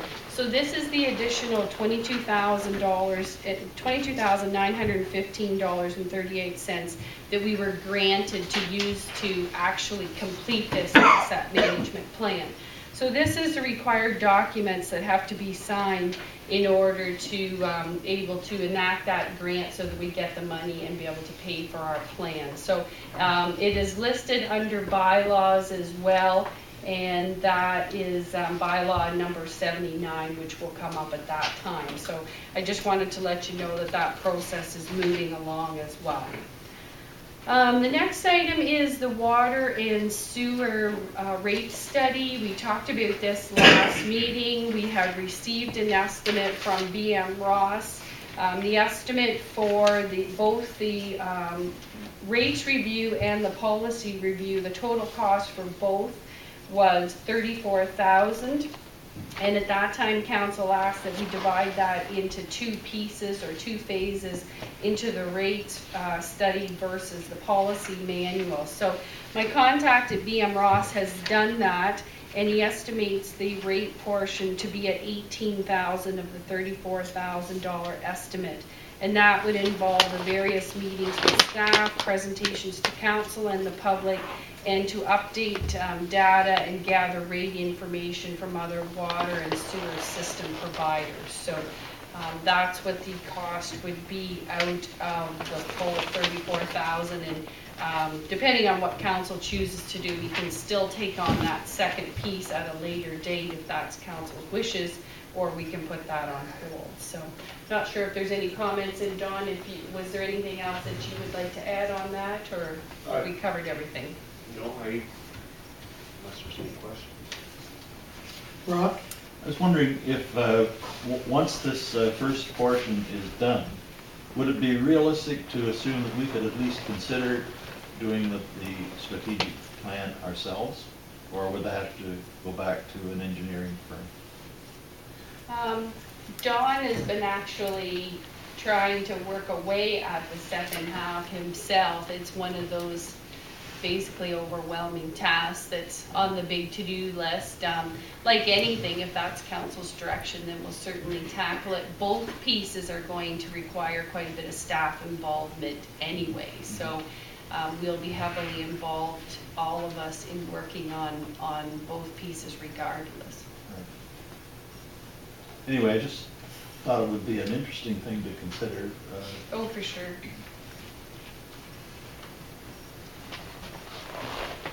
So how would council like to proceed on that? So Your Worship, this would be an item for next year's Budget, so we could, in principle, approve it, I guess, in principle, approved. until we get a look at the Moving budget. and forward see what on this first part, anyway. Like, you want to get him to, I guess, through you to Don, you want to get him moving on the rate study right away? Is that the hope? Well, that's the hope, because as we know, these things take several months to do, and the further along that we leave it on into 2014, it just delays it that much longer. So, but we certainly can, if that was council's wish, we can leave it till later on in the year as well. Rob? I think this has very important financial implications that maybe we should move on it now and get that done, because if, as has been suggested, we're way off base in terms of how much we're amassing for future development, for capital, maybe we should get on this as quickly as possible. Motion to move forward. I would so move. Or second, whichever. James? Question. Did we talk to them on the time frame here? Like, are we going to be done by this? Yeah, I actually already asked. Yes, Archie had questioned that last time as well, to make sure that we have a firm.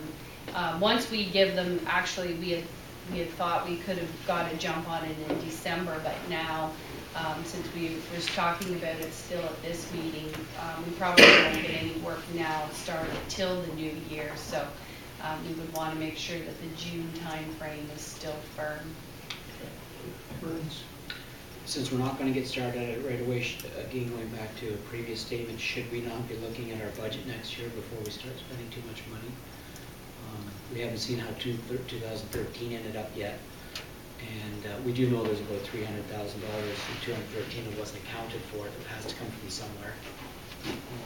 And I know it's only 18,000. Gary? Council, can you just clarify that point? I don't understand.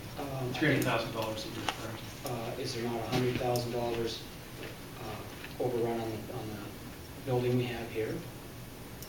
The department heads got a raise this year. Just went blank on the third one. Archie? Maybe it's, perhaps Councillor Bailey's choice of words, that money that's not accounted for is not necessarily an accurate depiction of what he's meaning. I think he means cost overruns or additional items. Yes, I apologize for that mistake. Okay. No. Councilor Vaughn, you proceeding with the 18,000 or the Yes. 34? Yes. The 18.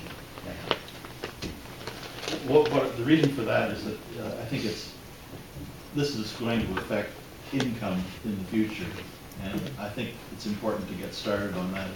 Imperative to have that first work done. Right.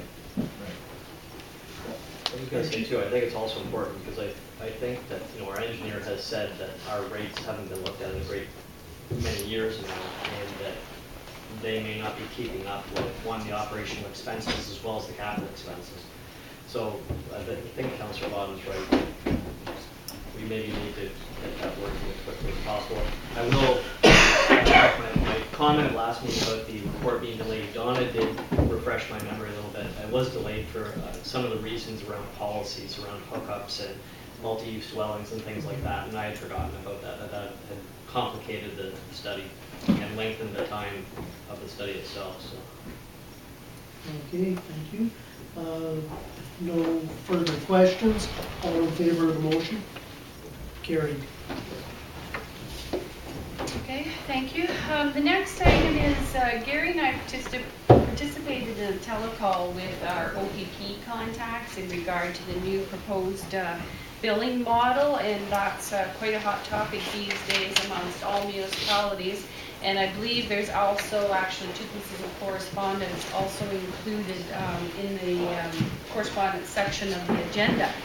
So basically, what that means is that we would see a significant increase. Again, this is effective for 2015, and for us it could mean an increase of approximately $97,000 for the East Wawanosh and Blythe wards, if it goes to the full cost of what at the top end of what the estimates. However, their actual estimates we would receive in 2014. That would be worst case scenario based on what information we have right now. And some of the costs are now going to be made up on a call for service. So that is on a 4-year rolling average, so that will fluctuate. So basically what happens right now is we're paying about $250 per household, and they're suggesting that under the new model, it could go as high as $369. So that's where I'm saying the top end would be. But again, they wanted to emphasize that our estimates, actual estimates municipality by municipality, won't come out until midsummer of 2014. So where we end up falling out in that whole process, we'll have to wait and see at that time. So there would be no longer any semi-annual reconciliation like what we have right now, and they're looking for various feedback from the municipalities. I think most of the municipalities have made comments in some sort of form back to them. And of course, they couldn't make any comment on the OMPF, which is also linked to that because that's a different ministry than where the OPP falls under. So also we won't get, we did ask if we would get a detailed breakdown in regard to the calls for each municipality, and that isn't something that would be provided as part of all of this. So anyway, as I said, our contacts though are anxious to give us whatever information they can. And also since then we have received our 2014 estimate, which is just over $218,000 for policing for the 2 wards, and that's the starting number that I have in your 2014 budget. So is there anything else, Gary, from that telecall that you'd like to comment on? I think you covered it all. I know they did say, and I think you mentioned as well, that the estimate for 2015 is just that. Yeah. They indicated that it's not going to go up, but there is the possibility it could go down. They haven't finalized the numbers for 2015. That's a curved line, isn't it?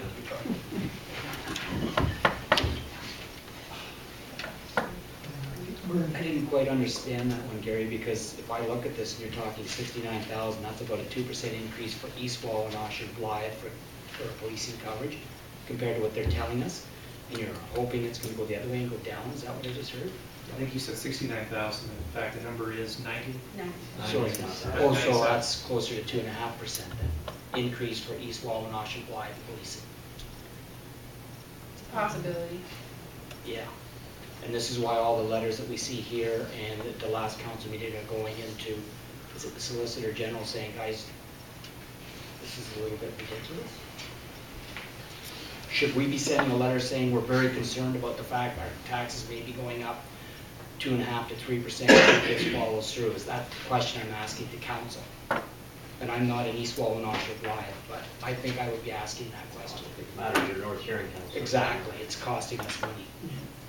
I think that there's a number of things that we will use actual figures as soon as we have them, and that some of these figures are estimates, and that, as with many things, I think it's way overestimated, and they're going to give you the good news thing where it might not go up as much as they estimated. Aren't you? Curtis, I think a lot of this too is, municipalities, rural municipalities that weren't on contract policing, were being subsidized for a long time at $90 per household. And that rate was being kept down. And I think, what you're seeing is what everybody warned, that couldn't last forever. LPP operational costs keep going up, and somebody's got to pay for it. So they're going to more of a truer reflection of their costs. I think that's what you're seeing. Except the part that I don't like about it is that they're going to stop giving us the feedback on what calls they've made and what work they've done and what it actually costs. So I'm very suspicious of whatever number they come up with.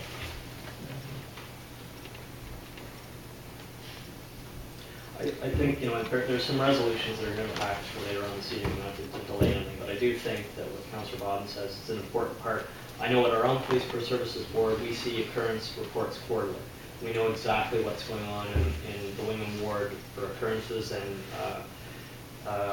as they're rated under CPIC and however they classify them. And I think that's important information we should be getting from the OPP. You're paying for a service, whether it's on a contract or it's not. I think the municipality has a right to see those stats so we know what we're paying for. Agreed. Okay. Moving on, Donna? Okay, good, thank you.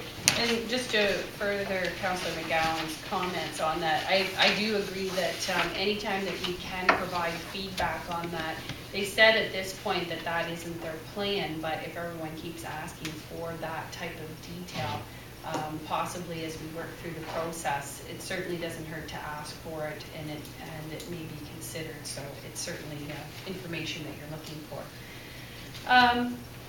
Next item is in preparation for year end, we are cleaning up some old accounts. I've put a confidential listing on your desk there. The total amount is, some of these accounts spread out over the last couple of years. We've exhausted attempts to collect these. Some of them are dog tags. Some of them are the accounts that we've handed into the collection agencies, and the collection agencies take 50% of the amount collected, so this is the other 50%. And the largest item there is an ongoing rental that we have dealt with for the last couple of years, and a couple of fitness memberships. So in order to prepare for the auditors, and again, for the dog tags, those ones at the top, those are all tenants or from people who have moved away or no longer have a dog. So, is there any questions on any of those on that list? Of the nature? I move removing these uncollectibles. James did, so that, any discussion? All in favor? Carried. Thank you. And last item is your 2014 Municipal Insurance Program renewal through BFL Canada. As you know, it's quite a lengthy process, and thanks to Pat and the other staff members for all the work that goes into the renewal application. Again, like most things, we are looking at an increase. It's approximately $13,000. $3,000 of it approximately pertains to increased value of our buildings and contents, and then additional equipment that we've purchased throughout the year. And then the additional premium is $10,315, which is relating to marketplace awards that have been made recently, which are trickling back through pushing up our insurance costs. So our total premium now that we would be expected to pay would be $158,318 for 2014.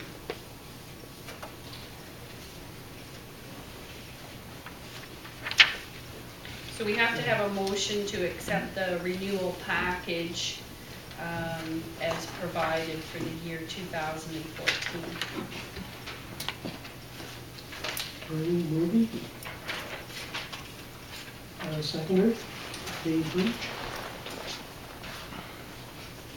Any discussion? Rob? I think that the original package that we've had with them was at a very great price, and I would expect an increase, something like this, so I'd be in favor of this motion. Okay. Anybody else? Okay, all in favor of the motion? Carried. Okay, thank you. Some of that was good news, some of it not, but thanks very much. Thank you, Donna. Moving to Works Department, Kelly. Thanks, Drew. In front of you have my report that was just a follow-up on some questions that were brought to council last meeting. Questions on that? Not really a question, but I did notice on CBC News tonight, just as a point of interest with regards to the report on sidewalks, that the bylaw in the GTA only gives residents 12 hours to clear the snow in front of their properties, and if they don't do it, they're actually charged $150 annually if somebody from the city cleans it, and then sends the property owner a bill. So I think we're pretty fortunate in North River to have 60% of the sidewalks that are being cleared. That's a great value-added service. James. The city of Olds out in Alberta clean no sidewalks. And they have a billboard up with lights on saying if you don't keep the snow removed, you will be billed and everything. They do not. Yeah. So our people are very fortunate. So this was just a follow-up to some of the questions that were asked. The other part of the is just talking about the two gravel pits that we're working on, removing the trees at the one, and we've finished the rehabilitation of the one pit that we've leased from the owners. That's job's complete, as you have in front of you. Second report is to do with waste management and the proposal on moving forward with a 3-year contract at 1.5% increase over the next 3 years. Brock? I have a question.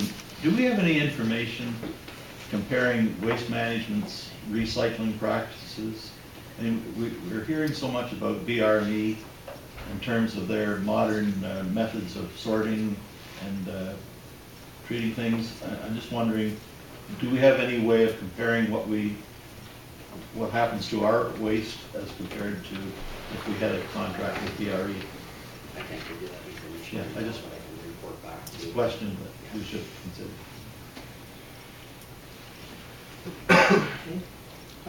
Ray. Kelly, how many different operators are there for waste? Well, that's the problem. There's not many out there to have a comparison. I know Archie asked about maybe having I think it was 2 meetings ago you asked about having our whole RFP.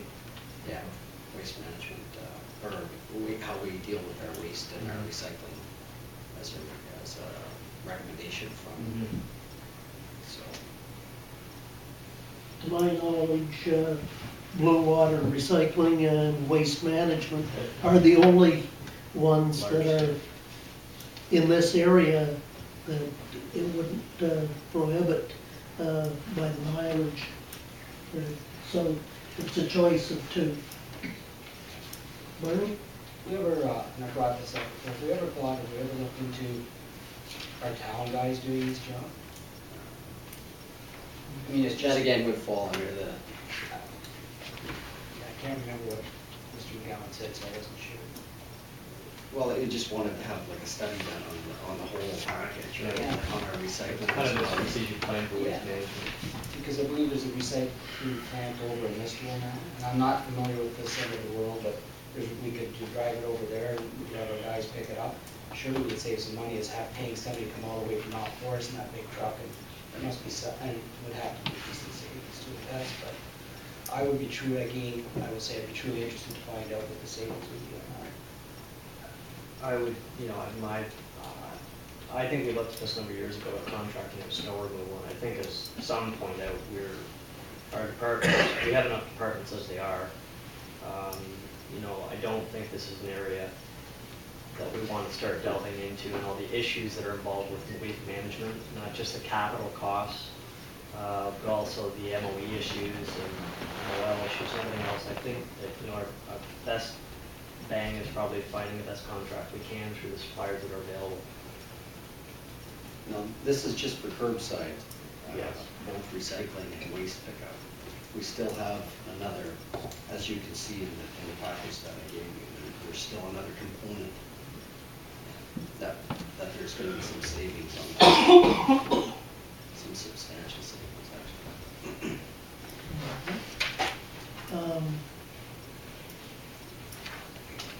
Is there a desire by council to make any movement tonight on this? And if so, what would the motion be? I would move that we accept the waste management proposal as presented The 3-year, for the 3-year. seconds. Discussion? Just Ray? clarify, this is just for, again, Curbside.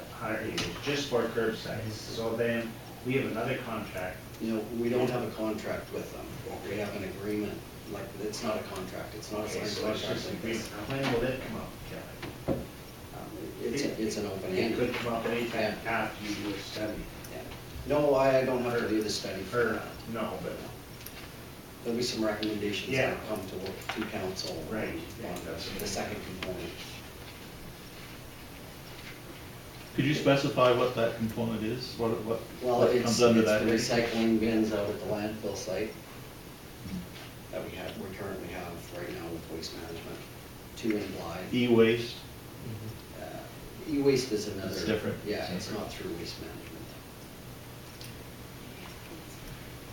Yeah, they would be on all the bins on, like, there's a bin here at the town hall, well, through the. rec Complex, department. Live Community Center. So we have a pricing scheme with them, which was always managed through the Public Works Department. So it would be good to put all of that down the table and see what kind of group pricing we could negotiate. We pay as we go. We pay on volume or? Usually a bid. On the tipping, on like how much. They can be tipping. Yeah. Okay.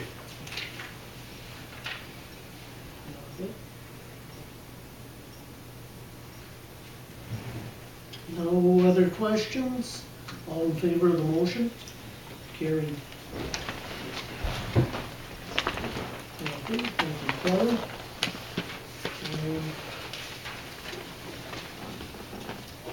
I guess that takes us to point 7, fire and emergency services. David, do you want to?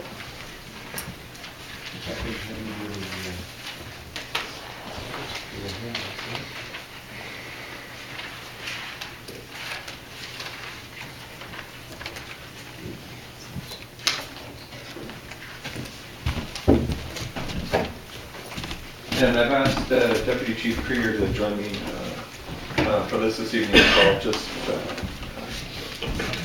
for some more information, should there be questions. But before we get into the package up before you, a couple of good news items from the ESTC. Today, Enbridge Energy presented the ESTC with a $10,000 community safety check. It's a grant that Stephanie had applied for probably about 3 months ago. And the proceeds that are going to be used to buy fire extinguisher training props. So the STC can train both industry and citizens how to use a fire extinguisher on a real fire, but it is controlled so it can be shut down immediately if things go wrong. So that was pretty exciting for us, and most Enbridge grants are presented to facilities that are close to Enbridge pipelines. ESTC received their funding because they acknowledge the fact that we serve all of southern Ontario, and while North Huron may not have Enbridge facilities, certainly our catchment area does have Enbridge facilities and pipelines in it, and as such, they were very pleased and genuinely pleased actually to present us with the funding this morning. Second thing on a rather unique note, last fall we had a British film crew come to the ESTC. They were doing interestingly enough, a documentary on intensive pig barn operations that result in a barn burning down. Rather unique documentary concept, but this company does a lot of fire service documentary training videos. Prior to coming to the ESTC, they've been in the Middle East doing a Middle Eastern oil well and facility fire documentary. The video they produced is called Nature Shock Pig Bang, which is a typical maybe British dry wit, but it was released in March of this year. And it was produced with ESTC and FDNH personnel, along with Luke and Biddulph firefighters, and interviews with University of Minnesota and University of Guelph experts. And 45 minutes, we put it on tonight for our guys to sort of see the video that they took part in, and sort of figured, you know, after about 10 minutes of watching a documentary on methane buildup in pig barns that burned down, our guys would tune out, but it's quite well done. Actually, I think for all of our firefighters, they did learn something out of it. And it's pretty cool for us to be part of a professional documentary, even if it is called Pig Bang. But anyway, so those are two sort of neat and good things coming from ESTC. The package that Council has before you tonight reflects the fact that in 2014 FDNH budget and requirements are for an aerial apparatus. The reality of our needs and the reality of our funds is that we do need an aerial, but we cannot afford a new piece of equipment.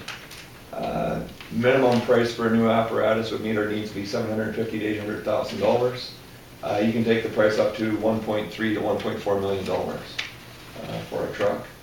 And that's beyond the ability of our department, our municipality, and our fire partners to fund. So the selection process for a truck sort of follows a 6 or 7 step process. The first one is what do you need?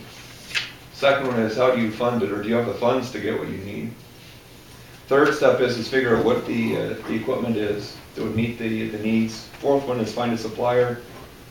5 is purchase on a used piece of apparatus, update and ensure the safety of it, and step 7 is put it in service. Right now FDNH has no operational aerial apparatus or aerial fire truck. The absence of that has been managed by instead using ground ladders that can only go as far as 35 feet. As a fire chief, I can quite candidly tell you there are buildings in our municipality that we don't have the ladders to get people out of should there be a fire. I can very candidly tell you there are numerous farms that should there be an emergency with their grain elevators or silos, we're going to have to wait until a neighboring department can come to be of assistance. As building construction changes, we still need to cut holes and ventilate a structure, but we cannot put our firefighters on roofs anymore because they collapse without warning, and they will endanger the lives of our firefighters. And at the end of the day, the way we're managing this is with ground ladders, by not ventilating structures, and by waiting on neighbors' apparatus to come from Listowel, Goderich, or Seaforth. Waiting on those apparatus for us basically means that in many cases we would not be able to effect a rescue. Should somebody be trapped in some of the structures within our municipality, we don't have the equipment to get them out in a timely manner. The previous aerial that FD&H operated was retired basically upon the establishment of our department, and it was tired and it lived beyond its functional life. Over the last several years, we've been building up funds to the point where we'll be able to go out and purchase a good quality used piece of apparatus. And Bob Branscombe, when he reviewed our budget proposals last year, confirmed that $450,000 would be sufficient to buy a good quality used piece of apparatus that would meet the needs of our citizens and our department. So with that in mind, and 2014 being the year that we would be looking at the apparatus, we started to research what we would need or want in a piece of equipment. Those specs were developed in-house. We took them to one chief in particular, who we have a very strong rapport with, and who went through a used apparatus purchase several years ago himself, and reviewed it with his purchase committee from several years ago, and got their input. And what we came up with would be our ideal truck. If you look in your packages there, you'll see our sort of minimum specifications that we put out there, and what we're going to be purchasing if we get the approval this evening. And what it came down to is that we need a truck that can pump water. Engine 2, which is currently in service in Wingham, is 3 years past its life expectancy as a frontline truck. But yet it still responds to every structure fire within our fire service area, be it Blythe or Wingham Station. So we need a truck that can replace the capacity of that unit. We need a truck that has sufficient reach to get to our buildings, and not just our municipal buildings when you think of towns, but also farm buildings. And one of the things was brought to our attention by the truck selection committee from Kingsville isn't the height of your buildings, but the fact that you don't have the ability to get your aerial in most driveways. And as such, you need length of aerial to reach from the street as opposed to necessarily go way up in the air. And they recommended an aerial that would be, their specs when they looked at their aerial were 75 feet, and they wound up going to 105. And they said they're glad they did because of the reach, not because of the height. We needed a truck that would be in good condition. The previous aerial for the Wingham Fire Board wound up needing a lot of extensive maintenance and having numerous issues, and we can't afford to go out and buy a truck that's going to need a lot of work after we get it here. And lastly, we need a truck that when we buy it will have support for a 30-year lifespan. Based on the operational use within our fire area, it's quite reasonable to expect a 30-year use out of an aerial, minimum of 25. We want to make sure we get an aerial that will have the support of a manufacturer behind it at year 24. We want to make sure we've got an aerial that at year 24 not only has the support of manufacturer, but the ability to get parts and still be maintained on an operational basis. To that end, we developed our minimum specs, which you see there. We also had a preference for a Pierce brand of fire apparatus. Several reasons for that. The first one is that our last two trucks purchased by FD&H have both been Pierce. Second one is that if we're looking at a truck that's going to last 30 years, over the last 5 years, numerous large and well-established fire equipment manufacturers have restructured, downsized, gone into receivership. If we're at year 20 and we've got a fire truck made by a company that is no longer in existence, the ability to get parts and maintain that get incrementally more difficult. In investigating Pierce, much as you can go to a car dealer and you can buy various brands of Ford car at the dealership, Pierce has various models available. One model is their Quantum model. Their Quantum model is considered a premium chassis, and it's premium because every component on it is made by Pierce. It's got a Detroit diesel engine, etc., but the actual stuff all around that is all Pierce. But when you buy a Quantum, because it's a Pierce truck from top to bottom, they guarantee for the reasonable, quote unquote, reasonable fire service life of that vehicle that you'll be able to get parts for it. They stock the parts. If they're not stocked because they made the parts, they'll fabricate a part. But it means that year 27, if we still got that truck in service, we've got really good odds. In fact, we've pretty much got an assurance from Pierce that we ought to get parts for it. should something break or be damaged or need replacement. And if we're looking at a long-term asset and we're spending this kind of money, we want to make sure that that is the case. Also going along with the preference for Pierce is the fact we've got an established relationship with Darch Fire, located in Cambridge. They service all of our apparatus, be they Pierce or be they Hub, be they C-Max trucks. They look after all of our apparatus. By virtue of being in air, means that should we have something break, the downtime is not going to be as long as a company that may be further away. They run, I think, 4 or 5 mobile service crews so they can come here, or we can take the truck there. And that is more significant for an aerial where we only have one. If our aerial goes down for repairs, we don't have another aerial. It's out, and we're done. If we have a pumper go down, it's not convenient, but we have other trucks we can put in place. If a tanker goes down, we can reassign trucks to ensure we still have full coverage. But in the case of the aerial, if it goes down, we have no other aerial to put in. And our experience with Darch, in addition to being close, has been very positive in terms of the level of service, how quickly they look after repairs to our equipment. And they just happen to be a Pierce dealer for Ontario. So it was a very nice fit. So we took all of our desired specs. What if we could pick out any apparatus, and asked Darch to start watching the market through the Pierce dealer network.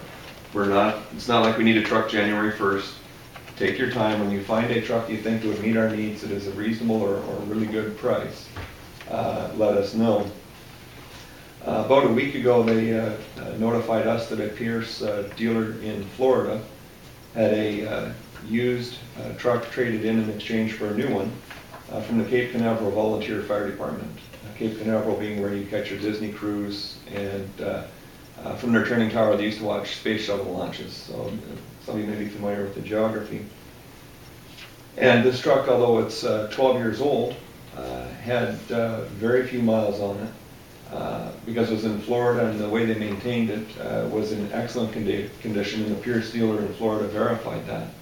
And the price was what we would consider an exceptional price for what we would be getting. It met or exceeded our desired specs.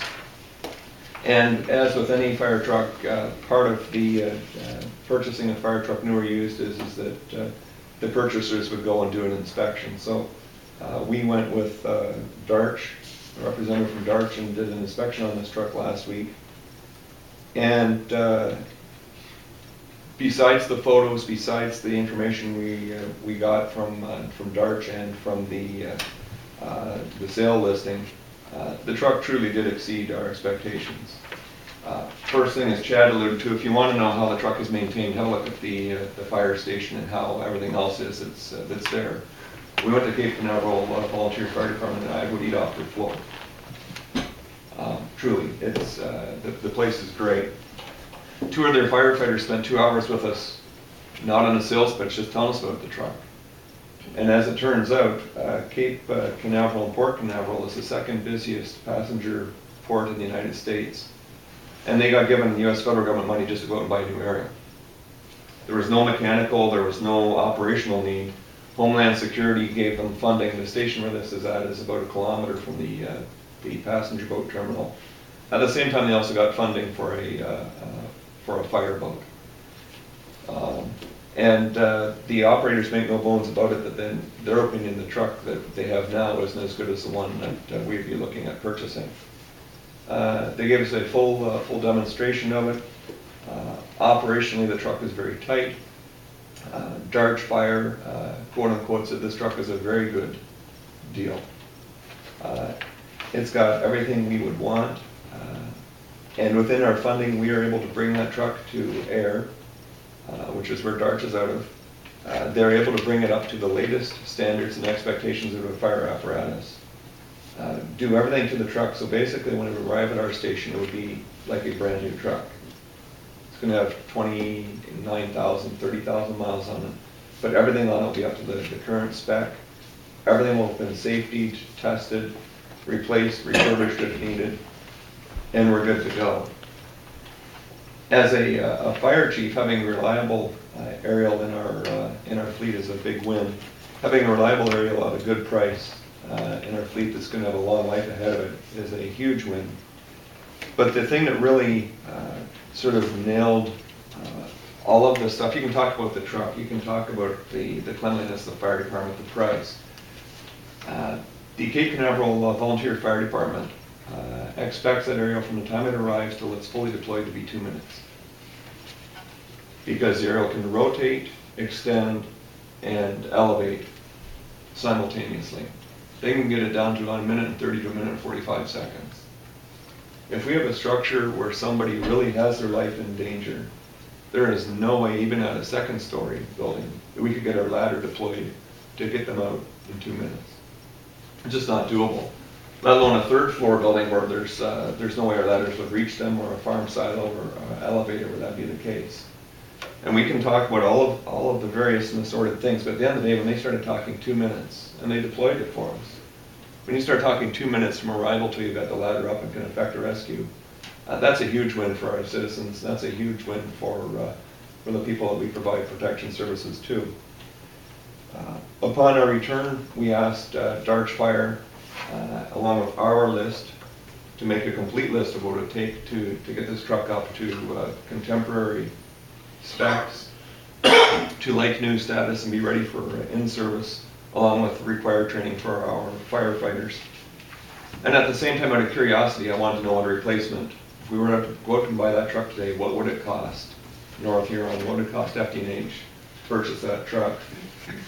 To have this truck in service, fully certified, fully up to current specs, and our firefighters trained, would be $389,000 Canadian. That's new hose, that's nozzles, that's a truck that's fully ready to go. This allows us to replace our engine 2, replace some of our 30-year-old nozzles and some of our hose that has expired, and it likewise have an aerial that would be ready for frontline service. As a perspective, I mentioned we were in Kingsville.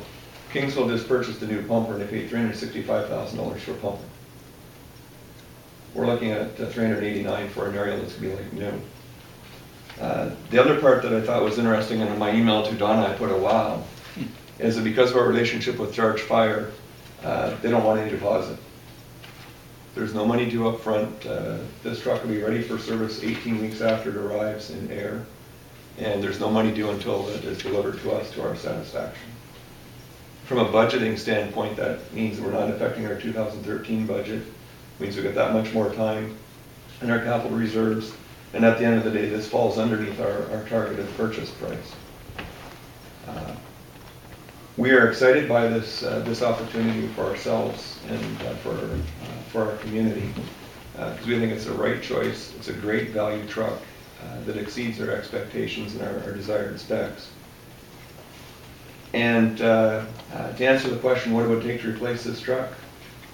2013 replacement value on a Pierce Quantum 105 foot, as per the specs of this truck, would be $1,050,000.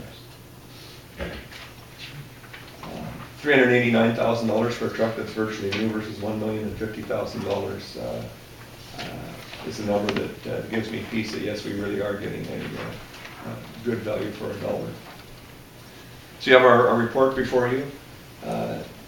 On a used truck, we can't put out an RFP and request tenders because frankly, each truck is going to be different.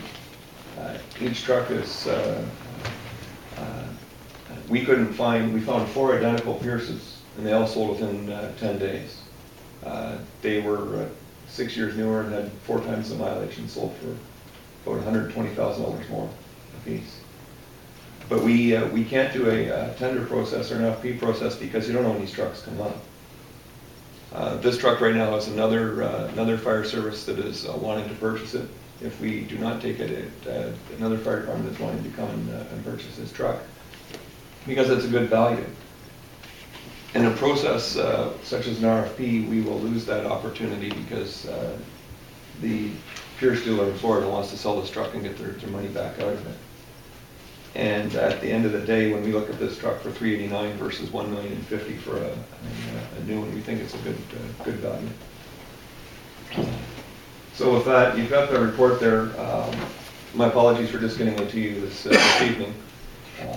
But if you have any questions, please feel free.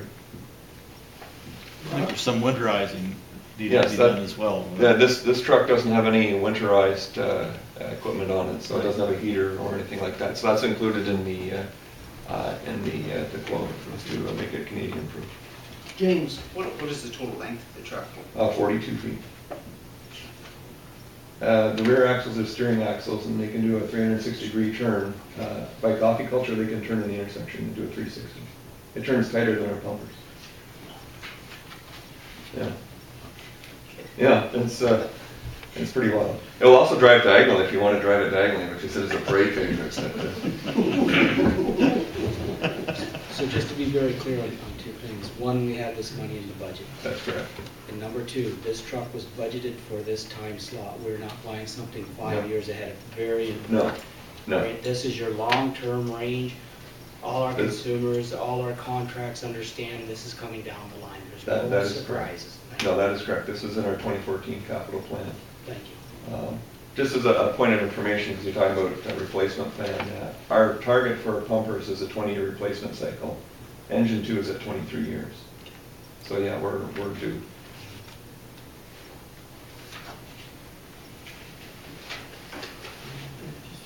So, I mean, I have two things, I guess. Mechanically, it looks incredibly sound from what you're saying. Do you? Yeah. I mean, do you? Yeah, you're aware of how particular I am when it comes to vehicles. Yeah. I went home with this truck, I got underneath this truck. I was quite impressed, actually, to see the way they maintained it and kept it up. It was great. And the other question was about, I wonder if you'd expand on your report. We all hear about the difference that frontline pumpers and trucks make in insurance ratings for municipality, but I don't think a lot of people understand what that means. Yeah, it's called the Fire Underwriters Survey. And what it looks at is the age of your apparatus, what equipment you have. A department with newer apparatus is going to have more reliability to their fire service, and therefore your rates come down. A fire department that has an aerial is a proven fact that it reduces property losses and property damage. An aerial is 40 years old, obviously it's got reliability issues and will not be held as a value. But an aerial such as this, what the Fire Underwriters Survey, or FUS, would decrease people's insurance rates, because insurance companies recognize that an area like this will decrease the fire losses in our community. So it is, I can't quantify what that means to each individual ratepayer, but this does result in lower fire insurance premiums.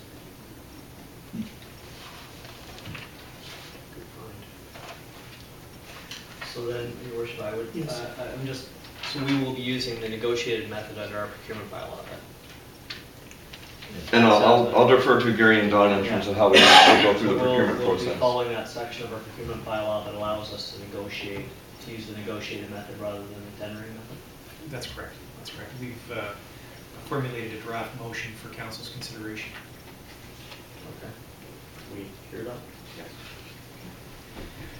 That North Huron Council hereby authorizes the purchase of a 2002 Pierce aerial fire truck with a 105 feet ladder to a limit of $389,000, and further that council approves the negotiated purchasing method as it is used equipment that meets Fire Department of North Huron specifications, and the purchase price will be included in the 2014 capital budget.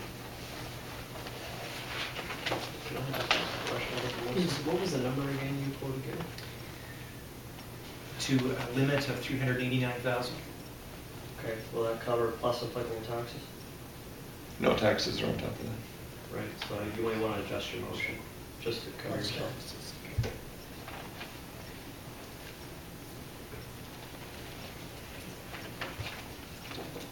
Do we get a portion of the taxes back on used equipment? We will, depending on what taxes we end up having to pay, but you thought the 13th we have to pay HST, do you? Yeah, I believe it's HST. And what about duty? I don't believe there's duty on used vehicles at this point. The HST on an American purchase, or is it purchased through DART? It's purchased through DART, but if you import anything from the US, you still have to pay HST. Normally you would pay that at the border when you cross. Yeah, I'm gonna drive the truck up here, so I'll pay them. Actually, it'll be transported to air by float transport as opposed to driven. Oh. Sorry. So it'll get us through the salt season before we would. Realistically- A big part of it before we would. Which, as a fire chief, I'd rather have our guys getting familiar with the fire truck over the summer than the winter season. I would expect an in-service date of sometime in May. Before it gets on the road, we need to be proficient in the driving and the operation of the ladder before we put it in service. So I'd expect before end of May you'll see it in service. I just don't want to see you coming down, taking the whole highway when you come down like. Actually, it is pretty wild because the rear steering axles, they can drive it like this and back and forth. They say they do that at Christmas parades, but I'm afraid I don't want to try that. Few hours under the driver's. No, I just don't want to encourage that period. Okay, do we have a mover? I'll make that a motion. James and Brock? All in favor of the motion? Carried. Thank you very much.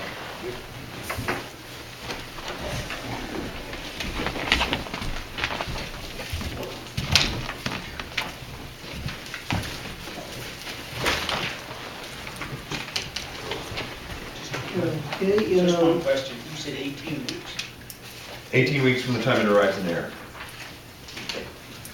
And I'm just guessing with it being Christmas that they may or may not get it transited up until after the Christmas break.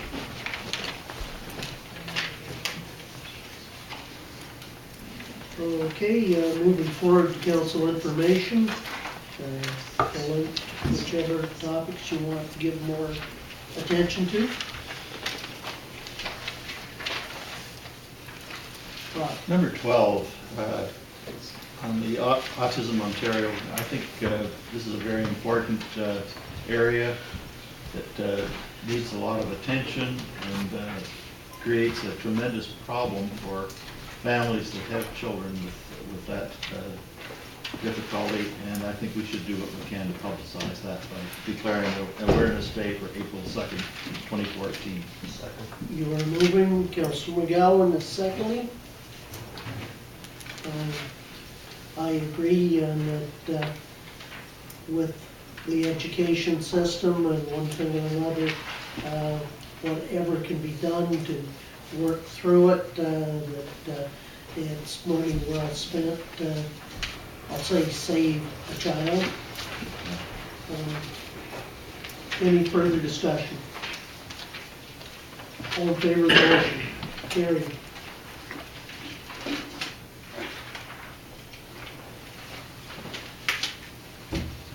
Right. On 13 and 14, I guess we're waiting back to get more information from the PT going before we're going to act on these resolutions. They must already know what they're going to be paying. They will know what their estimate is. Just an estimate.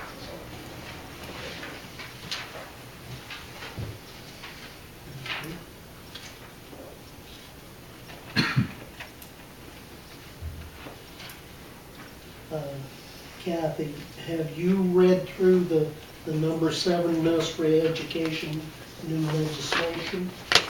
Do you have any concerns or? No, Val and I have had several discussions on this, and we've also had meeting with the child care services at the county, so we are staying on top of any changes and funding allocations that are coming down. Okay, thank you very much.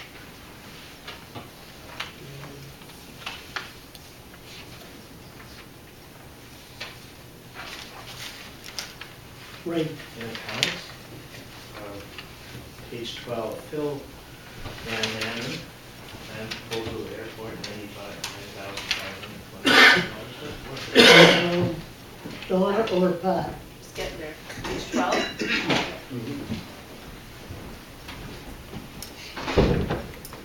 Just about correction. The airport studies. Yeah, it's in the second package, right? Oh, that'd be easier. Thanks. Philip Van Manen, Plan Proposal Airport, is that, Yeah. sorry, is that the one? So if you remember, we hired Philip Van Manen to work with us on our airspace protection plan. He was our consultant. And so that money was in reserves. And we have now completed that project. We have started meetings with Morris Turnberry, and we will be bringing that report shortly to council as well for consideration on how we are going to structure our airspace protection plan. But that's where our consultant was on that project. That was approved. It was actually approved a year and a half ago, and now we are just going to finish the project. So it was actually in 2011, I think, that we started budgeting for that. Basically, in the layman's terms, that air study would be the elevation of the runways and then what needs to be protected so that it doesn't interfere with planes coming in. So that the building inspectors from both North Huron and Morris Turnberry would use that information. Like if somebody wanted to put a 4-story building too close, that's where that information from the study would come in to give guidance to the building inspectors. Or a tower, or... It's Or a wind turbine. tower of any type. Okay. It's done, completed. What is the study Yeah. and information? Yes, we have his final report. Did you have something, Bernie? I have a couple here, I just wanna, on page 13, we have Rochelle Gary, and we have clothing allowance for $83.41. Everybody else I see has clothing allowance for $130. It seems to be a standard 130, and then all of a sudden Rochelle just, Every full-time employee gets a clothing allowance of $130. If they purchase clothing during the year, that was deducted from the $130. So Rochelle was allocated a piece of uniform, so that's deducted before she gets her check. okay. So, we go over now to page 16. We have the workshop for $2,555, and this is for clothing for the works. What kind of clothing is that? Because we're giving them 130 now. Yeah, but it's, you'll see that those that receive some clothing would not receive that same funding. So it's safety clothing. It's safety clothing. So it leads me to my last question. I presume that everything we were giving was for safety. So if you're getting $130 and not showing a receipt from anything, and then somebody didn't buy a pair of work boots, It's different. totally different. Yeah. So it's kind of the two things going on. Well, I think maybe Kathy can speak to the clothing allowance. It's not just for safety, it's a clothing allowance. Any clothing. So Okay. if you're a public works employee, you get a $130 allowance. If you get the orange safety clothing, you don't get your allowance. Okay. And only certain departments get allocated a work boot allowance, and it is $100 a year. And that's different than the clothing allowance.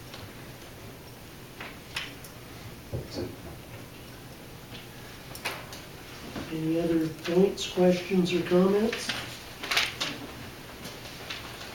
I move to read, order, and file. Rodden and Campbell.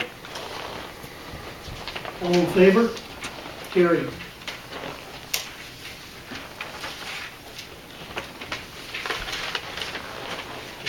Okay.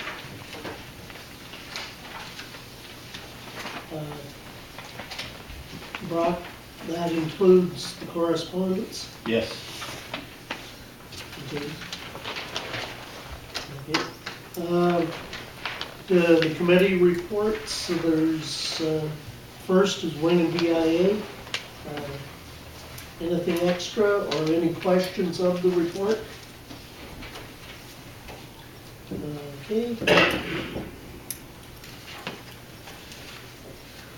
One thing, Your Worship, I might note is that the Christmas lights are a nice addition to the main street that the BIA has put up. I think that's really, there's been a lot of positive comments about it. I know I've had them already, but it looks really good.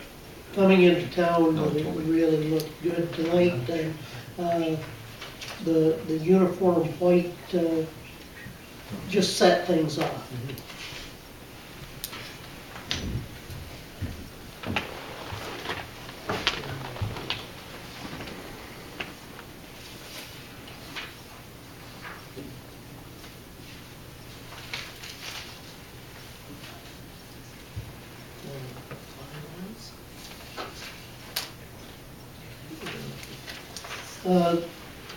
Bylaw number 75, 2013, being a bylaw to authorize vote by mail for the 2014 municipal election and subsequent municipal elections.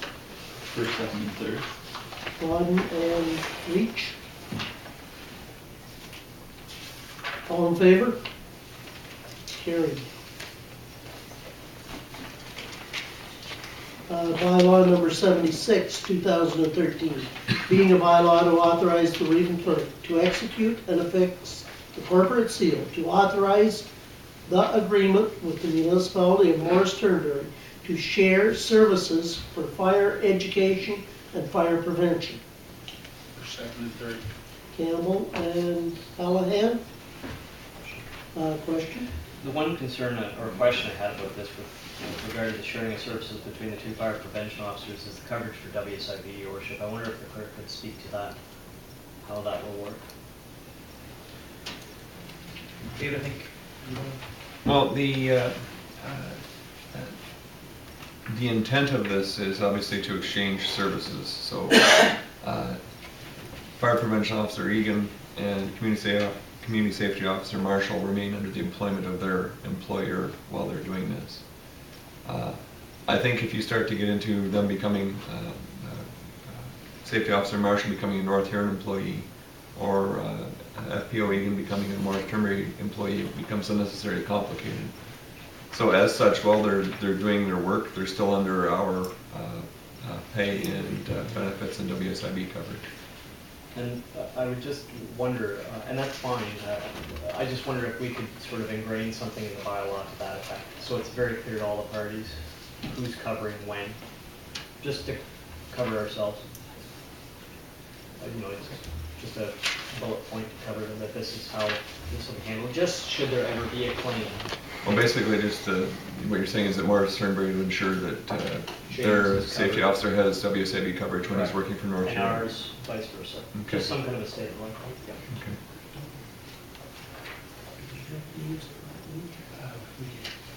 Okay.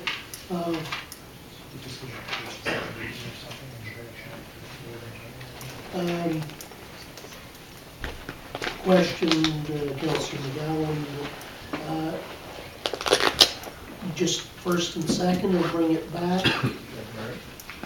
If The time that's frames are okay with the mover and second?